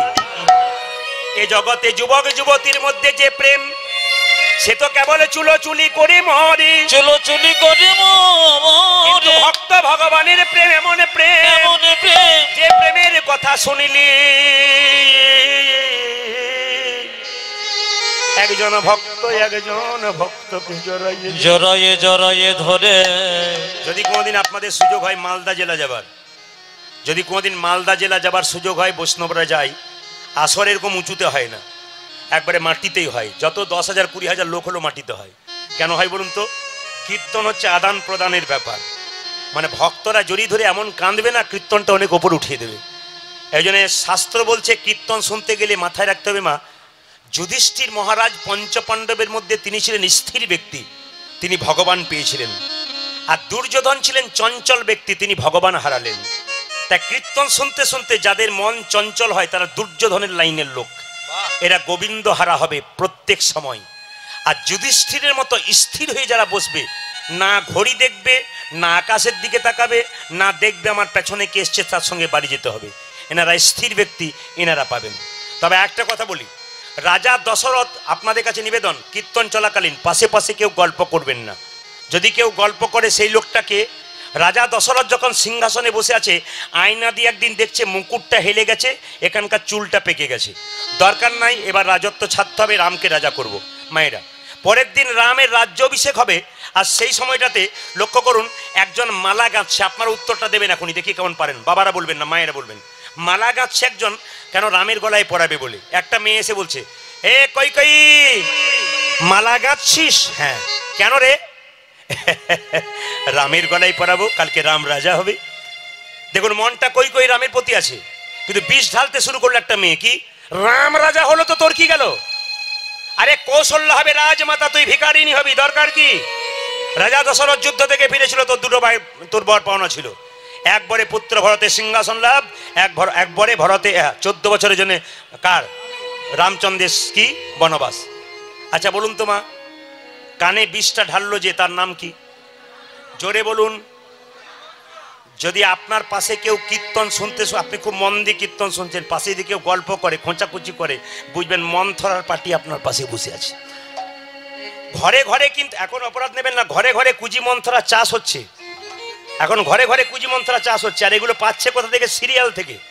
কি করে শাশুড়িকে বিষ দিয়ে মারা যায়, একটা মেয়ের 3টে স্বামী কি করে হয়, আর 3টে ছেলের একটা বউ কি করে হয়, এসব গল্প আপনারা ওইখানে পাবেন। এই জন্য আপনাদের কাছে বলি, সিরিয়াল দেখবেন কিন্তু সিরিয়ালে ভালো জিনিসগুলো দেখুন, মন্দগুলো ছেড়ে দিন। মায়েরা, সিরিয়াল দেখবেন কিছুক্ষণ আনন্দ পাবেন, শেষ হয়ে যাবে। ক্রিকেট খেলা দেখবেন, আনন্দ পাবেন, শেষ হয়ে যাবে। দেখবেন মদ যারা খায় তারা ভাবে পৃথিবীতে আমার মতো পুরুষ নাই। ও যখন খায় ও তো পৃথিবীর রাজা মনে করে। ও রাস্তাতে দেখতেই পায় না আমি কি দেখছি, আমি তো রাজা। কিন্তু মদ খেতে খেতে লাংস, কিডনি, লিভার নষ্ট। যদিও আপনাদের এখানে কেউ খায় না, অন্য জায়গায় এখানে কেউ খায় না। এখানে পার্টি আছে? না না, এখানেও আছে, আমার বসিরহাটে নেই বোধহয়। আচ্ছা আচ্ছা, ঠিক আছে। তো বলে রাখি, আচ্ছা মদ যারা খায় তার লাংস, কিডনি, লিভার নষ্ট হয়ে যায়, আনন্দ পেতে পেতে নিরানন্দের সাগরে পৌঁছায়। হরিনাম এমন একটা মদ, প্রথমে আনন্দ লাগে না, কিন্তু আনন্দ পেতে পেতে পেতে পেতে একদিন পরমানন্দ গোবিন্দের চরণ লাভ। মায়েরা, রাধারানী কেঁদে কেঁদে বলছে, ললিতারে আমার আর আমার বধুর প্রেমটা কেমন জানিস? আকাশে প্রতিপদ চাঁদের মতো, কৃষ্ণ যেদিন রাধাকে ছেড়ে যায়, সেদিন থেকে কৃষ্ণ ছাড়ার পর 100 বছর রাধা স্নান করে নাই। জোরে বলুন। আপনারা কারা 10 দিন স্নান না করে থাকতে পারবেন? জোরে বলুন। হ্যাঁ না না, থাকতে পারবেন। কিন্তু রাধারানী 100 বছর স্নান করে নাই, রাধারানী 100 বছর পা ধুই নাই। প্রশ্ন করবেন কেন? এইদিকে তাকান। রাধারানী কেন 100 বছর স্নান করে নাই, পা ধুই নাই? তত্ত্বটা খুব সুন্দর শুনুন। রাধারানী বলছে, ললিতা রে। ললিতা বলছে, হ্যাঁ রে রাই, তুই যে কেঁদে কেঁদে মরিস, তোর গোবিন্দ যেদিন তোকে ছেড়ে মথুরায় চলে গেল, সেদিন তুই বাধা দিলি না কেন? তবে তো সে যেত না, তুই কি বাধা দিস না? রাধারানী কেঁদে কেঁদে বলে, ললিতা রে, আমার গোবিন্দ যেদিন বৃন্দাবন ছেড়ে মথুরায় যাচ্ছে অক্কুরের রথে, হরে কৃষ্ণ, কৃষ্ণের কাকা ছিল অক্কুর, অক্কুরের রথে চেপে যখন আমার বধূ চলে যাচ্ছে মথুরাতে কংসকে ধ্বংস করার জন্য, সেই দিন আমি রথের চাকা ধরে কত কাঁদলাম, কত প্রেমটা দেখুন। কেঁদে কেঁদে বললাম, বধূ হে, বধূ হে, তুমি যদি চলে যাও তবে আমার আর কেউ, তুমি যদি চলে যাও আমার আর কেউ। মায়েরা, স্বামী যখন, অপরাধ নেবেন না, কোন স্ত্রী যদি স্বামী মারা যায়, বর্তমানে অভিষেক চ্যাটার্জি দেহ রাখলেন, আপনারা সবাই দেখেছেন, দেখেন? দেখবেন ওনার স্ত্রীর একটু বক্তব্যটা দেখবেন। ওই যখন সে কাঁচের বাক্সের মধ্যে নিয়ে যাচ্ছে না, তখন সে যেন কিছু দেখতে পাচ্ছে না, খালি কাঁচের বাক্সটা এরকম করে হাত রাখছে, মানে চোখে দেখতে পাচ্ছে না, কোথায় আর খুঁজে পাচ্ছে না। প্রেমটা দেখুন কেমন।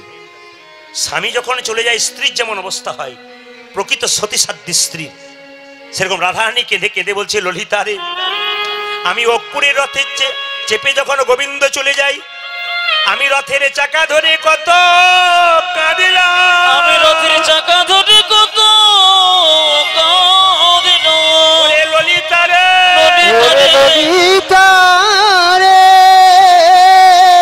ওরে বিশাখা রে, আমার গোবিন্দ যখন রথে, এইদিকে তাকাবেন, এইদিকে তাকাবেন, রথে চেপে যখন চলে গেল, অক্রুরকে বললাম, তোমার নাম কে অক্রুর রেখেছিল? তোমার নাম তো ক্রুর রাখা উচিত ছিল। আমি রথের চাকার সামনে শুয়ে দিলাম, অক্রুরকে বললাম, অক্রুর, আমার বুকের ওপরে রথের চাকাটা চাপাইয়ে দাও, চাপায়ে দাও। আগেকার লোকের মুখে শুনেছি মরা দেখে যাত্রা ভালো হয়, ভালো হয়, মৃতদেহ দেখলে যাত্রা ভালো হয়। আমার বধূ আমায় ছেড়ে চললো, আমার মরা মুখ দেখলে তার যাত্রা ভালো হবে। আমি যখন রথের চাকার নিচে শুয়ে দিল, আমার গোবিন্দ রথ হতে নামলো, এক হাতে তুলসী পাতা গঙ্গা জল নিয়ে আমার মাথায় ঠেকিয়ে বলল, রাধে আমি আজ যাব, কাল ফিরে আসব। যাবার সময় কেঁদে কেঁদে আমার যাত্রা পথ পিছিলি করো না। আমাকে কথা দিল আজ যাব, কাল ফিরে আসবো। মায়েরা, ওরে ললিতা রে, আজ যাব, কাল ফিরে আসবো বলেছে। আমি 100 বছর স্নান করি নাই, আমি 100 বছর পা ধুই নাই। ললিতা বলছে 100 বছর পা ধুলি না, স্নান করলি না কেন? বলছে কারণটা শুনে রাখ। যেদিন গোবিন্দ যাবে তার আগে রাত্রিতে আমাকে বললো বধূ। আমি বললাম বধূ তুমি আমাকে কেমন ভালোবাসো? কৃষ্ণ বলল কত ভালোবাসার পরীক্ষা দেবো তোমাকে? তাহলে একটা কাজ করো, তোমার কোলে বসে আমাকে সাজিয়ে দাও। আমার বধূ কি করলো জানিস? আমার প্রাণনাথ আমাকে নিজের হাতে সিঁথিতে সিঁদুর পরিয়ে দিল, আমার নয়নে নিজের হাতে কাজল পরাইয়ে দিল, কাজল পরাইয়ে দিল, বেনি মাধবী নিজের হাতে আমার বেনি বেনি বেঁধে দিল। ওরে ললিতা রে, আমি আলা ভোলা গোয়ালিনী কৃষ্ণ সেবার সেবাই কি মা জানে। কত যোগী, কত ঋষি, কত মুনি, কত দিন ধরে সাধনা করে হরি বল, হরি বল। গোবিন্দের চরণ। বাবারে না। আমার মতো হতভাগিনী কত ভাগ্য ভালো দেয়। আমার গোবিন্দ নিজের হাতে আমার চরণে, আমার চরণে আলতার চিহ্ন, যাবকের চিহ্ন পরাইয়ে দেয়। বলো গো রাধে, আমি কথা দিলাম আজ যাব, কাল আসবো, যেন চিহ্নগুলো দেখতে পাই। ভালো করে শুনবেন, আমার গোবিন্দ ওই যে দিল আমাকে 100 বছর এলো না, আমি স্নান করি নাই কেন জানিস? বধূ যদি কোনোদিন ফিরে আসে, স্নান করলে সিঁদুর মুছে যাবে, দেখাতে পারবো না। স্নান করলে বেনি খুলে যাবে, আমি বেনি দেখাতে পারবো না। স্নান করলে নয়নের কাজল মুছে যাবে, দেখাতে পারবো না। চরণ ধুই নাই কেন জানিস? চরণ ধুইয়ে দিলি আমার আলতা মুছে যাবে, দেখাতে পারবো না। তবে ললিতা রে, আমি যে বেনির মধ্যে কৃষ্ণ দেখতে পাই, সিঁদুরের মধ্যে কৃষ্ণ দেখতে পাই, নয়নের কাজলের মধ্যে কৃষ্ণ দেখতে পাই, চরণের আলতার মধ্যে কৃষ্ণ দেখতে পাই। ললিতা ধমক দিয়ে বলছে, তুই যদি সব চিহ্নগুলোর মধ্যে কৃষ্ণ দেখতে পাস তবে কাঁদিস কেন? রাধারানী বলছে, আমি ওই জন্যে কাঁদি না, আমি কাঁদি এই জন্যে, আমার গোবিন্দ যদি হঠাৎ করে ফিরে আসে, আমি স্নান করি না সিঁথির সিঁদুর দেখাতে পারবো, স্নান করি না বেনি দেখাতে পারবো, আমি পা ধুই নাই চরণের আলতা দেখাতে পারবো, কিন্তু দুটো জিনিস দেখাতে পারবো না। কোন দুটো জিনিস? নয়নের কাজল দুটো। কেন? কৃষ্ণ বলে কেঁদে কেঁদে। আচ্ছা মায়েরা, কারা কারা ভগবান দেখেছেন হাত তুলুন তো। আচ্ছা কারা কারা দেখতে চান হাত তুলুন। আমি দাঁড়িয়ে কথা দিলাম ভগবান দেখাবো, কারা কারা দেখতে চান? বাহ বাহ। আচ্ছা এবার নামান। আমি যে বললাম কে কে ভগবান দেখতে চান, অমনি হাত তুলে দিলেন। ভগবান কি আমার ঘরের ছেলে যে আপনাদেরকে যে পাঠিয়ে দেবো? তাহলে প্রশ্ন করবেন যে ভগবান দেখা, ও প্রদীপ বাবু এ দাঁড়িয়ে এত এত লোকের সামনে কেন বললেন ভগবান দেখাবো আপনাকে? দেখা, হ্যাঁ আমি দেখাবো। আমি একবারে দাঁড়িয়ে যখন কথা দিলাম বৈষ্ণব রয়েছে, আমি ভগবান দেখাবো, একবার দাঁড়িয়ে 100% দেখাবো। অনেকে ভাবছে ডাক বাবা সুযোগটা পেয়ে গেলাম, আজকে ভগবানটা দেখেই ছাড়বো। না না, ভগবান দেখাবো একটা কাজ করতে হবে, এমনি ভগবান দেখতে পাবেন না। একটা ছেলে সারা বছর পড়াশোনা করলো না, দুদিন পরীক্ষায় পড়াশোনা করে ফার্স্ট হবে? আপনি কোনদিন ভগবান ডাকলেন না, আজকে হুট করে বলেন ভগবান দেখবো, দেখতে পাবেন? একটা কাজ করলে, এই যে একটা কাজ করলে ভগবান দেখতে পাবেন। কি কাজ করলে? কাল সকাল থেকে সন্ধে পর্যন্ত যে যে জলে ডুবে থাকতে পারবে সে ভগবানকে দেখতে পাবে। আপনার কারা কারা জলে ডুবে থাকতে পারবেন হাত তুলুন। বলে মাথা খারাপ, কীর্তন শুনছি রাত জেগে, তোমার ভাগ্য ভালো, আবার জলে ডুববো। আচ্ছা আমি একবারও বলেছি নদীর জল, জোরে বলুন। হ্যাঁ না না। একবার বলেছি ইন্দ্রার জল, জোরে বলুন। একবার বলেছি সাগরের জল, বলুন। আমি বলেছি কাল সকাল থেকে সন্ধে পর্যন্ত যে যে নয়ন জলে ডুববে একমাত্র ভগবানকে, সেই সেই দেখবে। তবে আপনারা যারা ভগবানকে দেখতে চান, একটা কথা যুক্তির কথা বলবো, কীর্তন যুক্তির বিষয়। কারণ আমি যখন কীর্তন প্রথম শিখেছিলাম, যে গুরুদেবের কাছে শিখেছিলাম, তিনি বিখ্যাত কবিয়াল ছিলেন, বিখ্যাত বাদক ছিলেন, খোল বাদক, শক্তিপদ দাস বৈষ্ণব, বিখ্যাত বাদক এবং বিখ্যাত কবিয়াল ছিলেন। তার কাছ থেকে কীর্তন শিখেছিলাম। তিনি যুক্তিতে, কবির যুক্তিতে আমাকে বুঝিয়েছিলেন। তা আমি বলেছিলাম কীর্তন শিখবো, কিন্তু যুক্তি চাই স্যার, আমাকে যুক্তি দেখাতে হবে। প্রণাম করে বললাম যুক্তি দেখান। উনি বলে যুক্তি দেখিয়ে কীর্তন শেখাবো। আপনাদের কাছে নিবেদন রইল, ভগবান মন্দিরে থাকে, জোরে বলবেন হাত নড়ে, জোরে বলবেন হ্যাঁ না না। পা নড়ে, আচ্ছা কথা বলে, কোমর দোলে, পা চলে। আচ্ছা মন্দিরে আপেল করা লেবু নিয়ে যায়, ভগবান খায়, জোরে বলুন। সবাই বলছে না,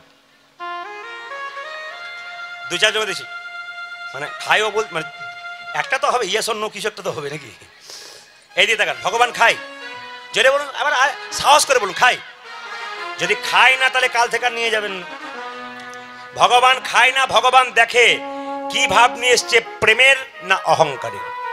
শত ভাইয়ের দাদা দুর্যোধন কৃষ্ণকে নিমন্ত্রণ করেছিল, এমন খাবার খাবো বাপ জন্মে খাওনি। ভগবান বলো নিমন্ত্রণ রক্ষা করতে যাব, দরজা পর্যন্ত ঢুকবো, খিদে থাকবে ঢেকুর তুলে চলে আসবো, কারণ অহংকারের সেবা গ্রহণ করি। খেয়েছিল কার বাড়িতে? বিদুরের স্ত্রীর কাছে। কেন বলুন তো মায়েরা? ভক্তি যার কৃষ্ণ তার সর্বশাস্ত্রে কয়, আর ভক্তি না থাকিলে কৃষ্ণ দেখিলেই কিবা হয়। এবার একটা একটা করে তত্ত্বগুলো শুনবেন। ভগবান বললেন আমাকে মন্দিরে দেখার চেষ্টা করো না, আমার সৃষ্টির দিকে তাকিয়ে দেখো, আমি আছি কোথায়? ছোট ছোট গাছ তার বড় বড় ফল, আর বড় বড় গাছ তার ছোট ছোট ফল। প্রমাণ কি? একটা বট গাছ, জোরে বলুন, তার ফলের ওজন কত? 5 গ্রাম, 7 গ্রাম, 10 গ্রাম। কিন্তু একটা কুমড়ো গাছ, লতা গাছ, তার ফলের ওজন কত? জোরে বলুন, 5 কেজি, 10 কেজি, 15 কেজি। আপনাদের মনে প্রশ্ন জাগে না, বটের ফলটা এইটুকু দিল, কিন্তু কুমড়ো ফলটা এত বড় দিল কেন? যদি কুমড়ো ফলটা এত বড় হয়, তাহলে হিসাব মতো বটের ফলটা 2-4 কুইন্টাল হয়। বটের ফলটা ছোট দিল কেন? ভগবান বলছে বটের ফলটা ছোট দিলাম কেন জানিস? গরমকালে, গ্রীষ্মকালে আমার ভক্তরা আমার গুণগান গাইতে গাইতে যখন বট গাছের নিচে ছায়াতে বসবে, আমার গুণগান গাইবে। বটের ফল যদি এত বড় দিই, তাহলে চাপা পড়ার ভয়ে কেউ বসবে না, আমার নামও করবে না, তাই বটের ফলটা ছোট করে দিই। যুক্তিগুলো দেখবেন, যুক্তিগুলো দেখবেন, মুক্তি আছে। এবার বলছে একজন রাখাল বালক গরু চড়াতে গিয়ে বট গাছের উপরে চেপে মনে মনে ভাবছে ভগবানের কোনো বিচার নাই, এত বড় গাছ আর এইটুকু ফল। বলতে বলতে একটা ফল নাকের উপরে মনে মনে ভাবছে ভাগ্যে ফলটা এত বড় হয় নাই, না নাক মুখ চোখ আমার সব ভেঙে যেত। আচ্ছা বলুন তো মায়েরা, বিজ্ঞান আগে না ধর্ম আগে? বাবারাও বলবেন বিজ্ঞান আগে না ধর্ম আগে? এখন তো ধর্ম বলতে হবে, যেহেতু ধর্ম আসরে এসছেন।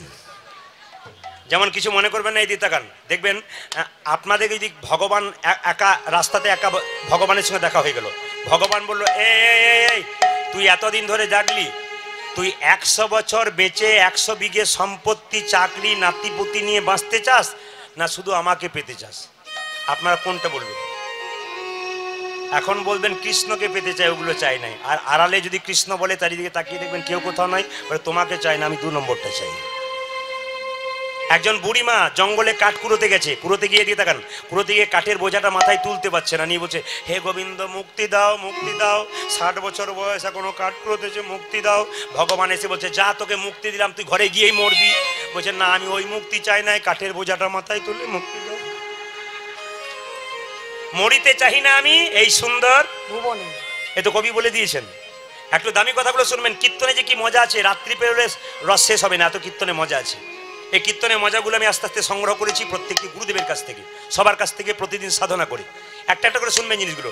বৈষ্ণব আগে না বিজ্ঞান আগে? যুক্তিগুলো বিচার করবেন। বিজ্ঞান আগে না বৈষ্ণব আগে? এ কথা নয়, একেবারে ভুল।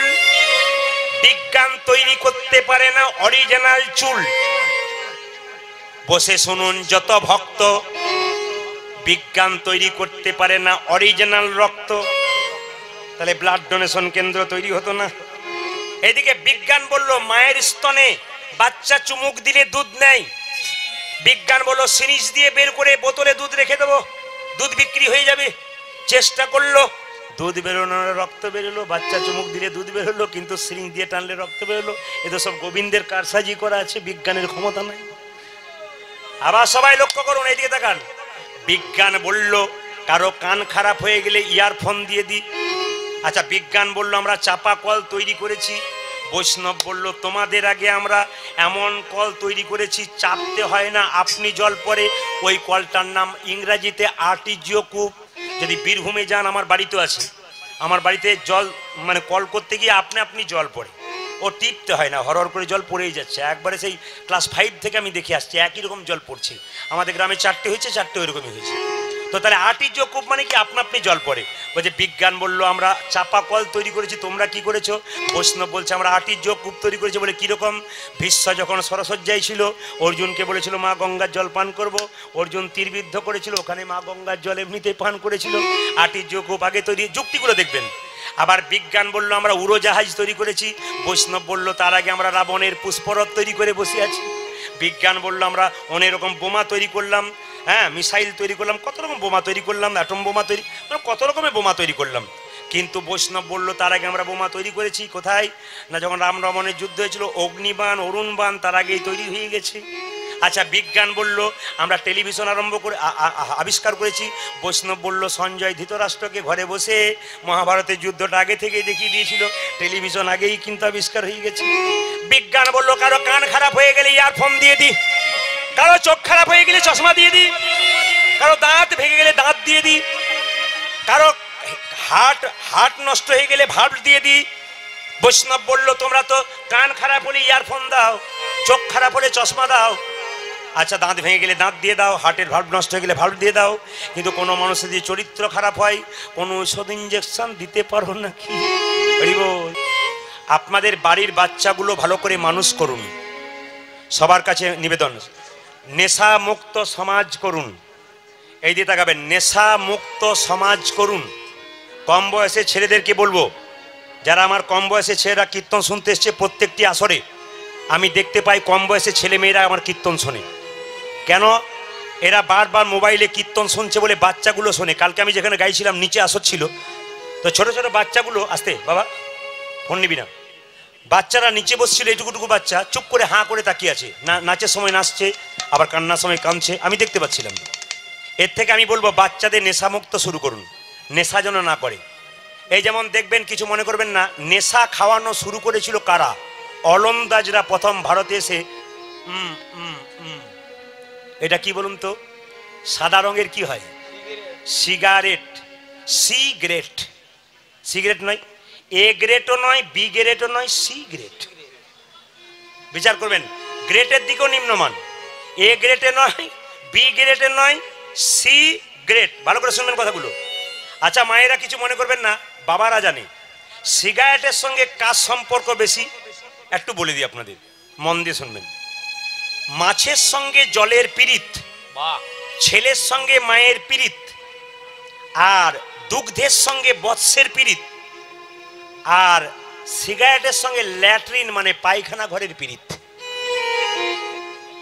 অপরাধ নেবেন না, অনেক পায়খানা ঘরে আমরা যাই তখন দেখি একটা লাইট রেডি করাই আছে, মানে উনি খান তারপর যান আর কি। আচ্ছা পায়খানা ঘরে পোলাও খাওয়া যায়? ঝরে বলুন না, না বিরিয়ানি খাওয়া যায়, ওখানে এইটাই খাওয়া যায়। ভগবান বললেন যেখানে দুর্গন্ধ সেখানে আমি নাই, আর যেখানে সুগন্ধ সেখানে আমি আছি। একটু হিসাব করে বলুন তো, সিগারেট খেলে মুখটা দুর্গন্ধ হয় না সুগন্ধ হয়? যারা খায় তারা বলছে আর বলবেন না দাদা, ছাড়বার বহু চেষ্টা করলাম পারলাম না। তবে আপনি যখন বলছেন তখন এক চান্স কাল থেকে দেখব। এইদিকে তাকান, সুগন্ধ হয় না দুর্গন্ধ হয়? তাহলে দুর্গন্ধ যদি মুখে হয় কৃষ্ণ সেখানে আসে? জোরে বলবেন হ্যাঁ না না, কৃষ্ণ প্রেম আসবে না। অনেকে দেখবেন মায়েরা বা পানের সঙ্গে জর্দা খায়, ও দোক্তা জর্দা খায়, ও একই জিনিস। দাঁতগুলো দেখবেন কি জানো কি খায়, হ্যাঁ তরমুজের বিচির মতো কালো কালো হয়ে যায়। ওখানেও ভগবান আসে না। দেখবেন দুর্গা পুজোর সময় মা যখন 4 দিনের জন্য আসে, ঢাক ঢোল বাজিয়ে আনি, আর মা যখন বিসর্জন দেয়, আমাদের ছেলেরা এমন ডিজে বাজায়, মা কৈলাস পর্বতে গিয়ে বলে বাবা এবছরটা গেলাম, পরের বছর থেকে আর আমি যাব না গো, চান্স খুব কম। এই জন্য কিছু মনে করবেন না, সবাই তাকিয়ে দেখবেন। যত দিন যাচ্ছে তত বলুন তো, আপনারা বলেন না চল বসিরহাটের ঠাকুর দেখে আসি দুর্গা, সত্যি কি ঠাকুর দেখতে যান না প্যান্ডেল দেখতে যান? জোরে বলুন না, জোরে বলবেন আপনারা। আপনার সব প্যান্ডেল দেখতে যান। মা দুর্গা দেখবেন ছোট্ট করে ভেতরে ঢুকে আছে, কেন বলতো তোরা বাইরে যা বাজাবি বাজা, ভেতরে আমি রইলাম, তোরা প্যান্ডেল দেখে পালিয়ে যা। লাইট প্যান্ডেলের ব্যবস্থা মা করেছেন আমাদের মনে, লাইট প্যান্ডেল দেখ পালিয়ে যা, দুমদাম করিস না, যা পালিয়ে যা, এই ব্যবস্থাটা করেছে। তো মায়েরা কিছু মনে করবেন না, এই দেখবেন মা যখন বিসর্জন হয়, আমাদের ছেলেরা, এখানে বসিরহাটের ছেলেরা খুব ভালো, এই এলাকাতে মায়েরা বলছে খুব ভালো, দেখবেন একবার এসে তখন কি হয়, খুব ভালো, দুর্গা পুজোর সময় এসেন, তারপর দেখবেন কি হয়। না আমি বুঝিয়ে দিই। মা যখন বিসর্জন হয় তখন দেখবেন 2-4 জন ছেলে খেয়ে দিয়ে মাকে বিসর্জন করতে যায়। আমাদের ওখানে দুর্গা বিসর্জন হচ্ছে, একটা ছেলে দুর্গার সঙ্গে নেশা করেছে, তো দুর্গার চালির সঙ্গে ও জলে এখন জলে যখন ডুবে গেছে, মা বাঁচা, মা বাঁচা, মা বাঁচা, তখন দুর্গা দেবী একবারে স্বয়ং জীবন্ত এসে পাহাড়ে এসে বলছে, খুব নাচতে শুরু করেছে। মা আমার দুঃখের দিনে তুমি নাচছো, আমি ডুবছি আর তুমি নাচছো। বলছে আমি যখন ডুবছিলাম তখন তুই যে নাচছিলি, ওই জন্য তোর বেলাতে আমিও নাচছি। ওই জন্য আপনি যদি নাচেন, কি বলছে, যে আমাকে ভগবান বললেন যে আমাকে চাই আমি তাকে চাই, ভালো করে শুনবেন, যে আমাকে চাই আমি তাকে চাই, যে আমাকে না চাই আমি তাকে নাচিয়ে ছাড়িয়ে দিই। যে আমাকে চাই আমি তাকে চাই, যে না চাই আমি তাকে না চাই।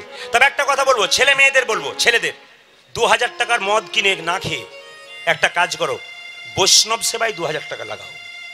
যদি বৈষ্ণব সেবায় লাগাতে না পারো, অসুবিধা হয়, গরিব মেয়ের বিয়েতে দাও, হরিবাসর যেখানে হচ্ছে সেখানে দাও। কেন? তোমার মদ খেলে মনটা নিচের দিকে যাবে, আর দান করলে মনটা অনেক বড় যাবে, সমাজ ভালো হবে, নেশামুক্ত হবে। আমি প্রদীপ পাল এইটাই চাই, শুধু পরিবর্তন চাই। আমার কীর্তনটা এরকমই, জীবকে পরিবর্তন করা, জীবকে কৃষ্ণমুখী করা, জীব যেন একটু কৃষ্ণমুখী হয়। অনেক কম বয়সের ছেলেরা, বাংলাদেশের বিদেশের ছেলেরা, 18-20 বছরের ছেলে ফোন করে বলছে, প্রদীপ বাবু গুরুমন্ত্র নিয়ে নিলাম। বলে কত বয়স? এই 18, 19, 20, 21, আমরা প্রায় তো 40 জন নিয়ে নিয়েছি। আচ্ছা তোমাদের বিয়ে হয়েছে? বিয়ের পরে নিতে পারতে যুগলে? আমি চালাকি করে জিজ্ঞেস করছি, ওরা বলছে আপনি তো বলেছেন তার আগে দিয়ে চলে যাই, যাবার আগে তো কিছু ভালো কাজ হবে না, তাই নিয়ে নিলাম। ভেতরে কিছু ঢুকেছে, তাদের কাজ হয়ে গেছে। এই জন্য আপনাদের কাছে নিবেদন রইল, মায়েরা নেশামুক্ত সমাজ করবেন। একটা ছোট্ট কথা বলে রাখি, মাথায় কাপড়, যদি ঘর থেকে বেরোনোর সময় কিছু জিনিস দেখলে যাত্রা ভালো হয়, একটু বলবো না বাদ দিয়ে দেবো। ওই যে শুকনো ডালে ডাকে কা, শুকনো নদী শুকনো না, শুকনো ডালে ডাকে কা।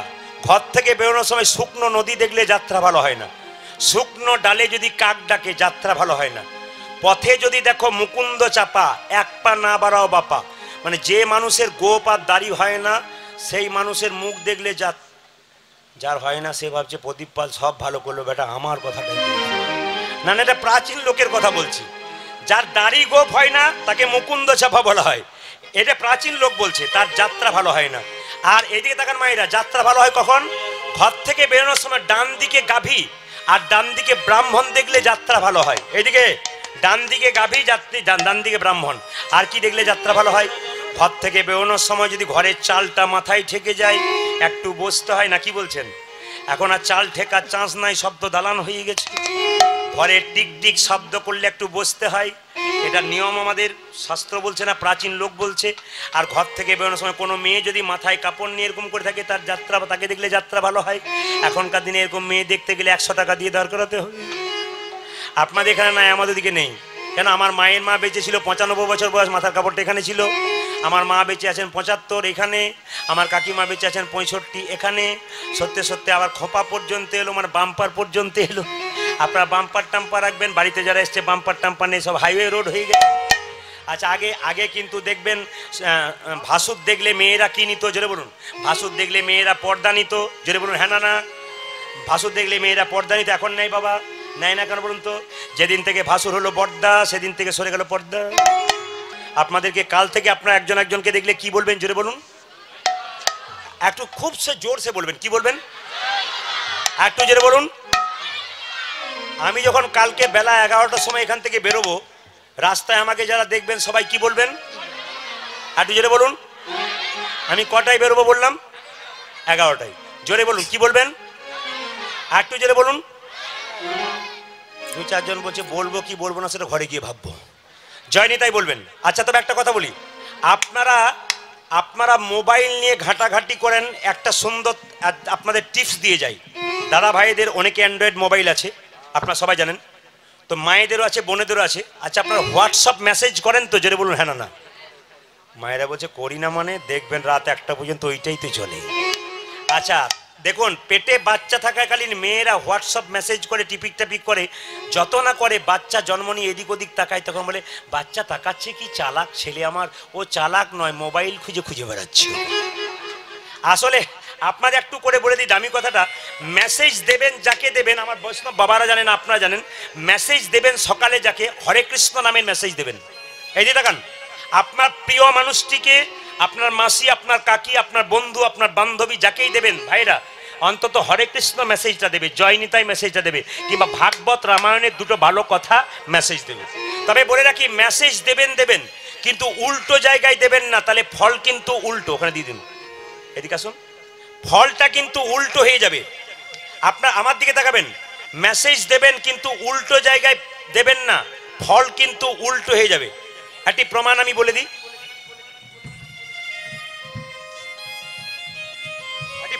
বলে দিই, একজন ভদ্রলোকের স্ত্রী বোম্বেতে চাকরি পেয়েছে, ভালো করে শুনবেন, মেসেজ উল্টো হলে কি হয়। ভদ্রলোকের স্ত্রী বোম্বেতে চাকরি পেয়েছে, তো কলকাতা দমদম এয়ারপোর্টে তুলতে গেছে স্বামী। শুনছ, তুমি চাপলে ভালো হলো, কিন্তু বাপু আমার টেনশন খুব বাড়বে। বলে কেন? তুমি বোম্বেতে গিয়ে চাকরিতে জয়েন করে কেমন বাড়ি পেলে, কিভাবে রইলে, তুমি তো গিয়েই ফোন করতে পারবে না, ব্যস্ত থাকবে আমি জানি, তোমাকে ফোন করার দরকার নেই, অন্তত মেসেজটুকু করে দিও, আমি জেনে নেবো। স্ত্রী বললো তোমার চিন্তা নেই, তোমার চাইতে আমার বেশি টেনশন, আমি গিয়ে তোমাকে মেসেজ করে দেবো। এখন মায়েরা, স্ত্রী বোম্বেতে গেছে, ভালো করে শুনবেন, চাকরিতে জয়েন করেছে, হরে কৃষ্ণ, চাকরিতে জয়েন করেছে। যখন জয়েন করেছে, এত সুন্দর চাকরি পেয়েছে, যে বাড়িতে বাসা পেয়েছে সেই বাড়িটাও কিন্তু সুন্দর পেয়েছে। তো বাড়ি গোছ গাছ করতে, এদিকে তাকাবেন, বাড়ি গোছ গাছ করতে করতে সকাল ভোর 3টে হয়ে গেছে। 3টের পরে শুতে যাচ্ছে, তখন মনে মনে ভাবছে স্বামীকে একটা মেসেজ করে দিই যে আমি ঠিক ঠিক সময়ে পৌঁছে গেছি। ভালো করে শুনবেন, স্বামীকে একটা মেসেজ করে দিই ঠিক ঠিক সময়ে পৌঁছে গেছি। তো মেসেজটা যখন করেছে মায়েরা, মেসেজটা স্বামীর কাছে না গিয়ে ভোরবেলায় ঘুমের ঘরে মেসেজ দিয়েছে, তো অন্য লোকের কাছে মেসেজটা গেছে।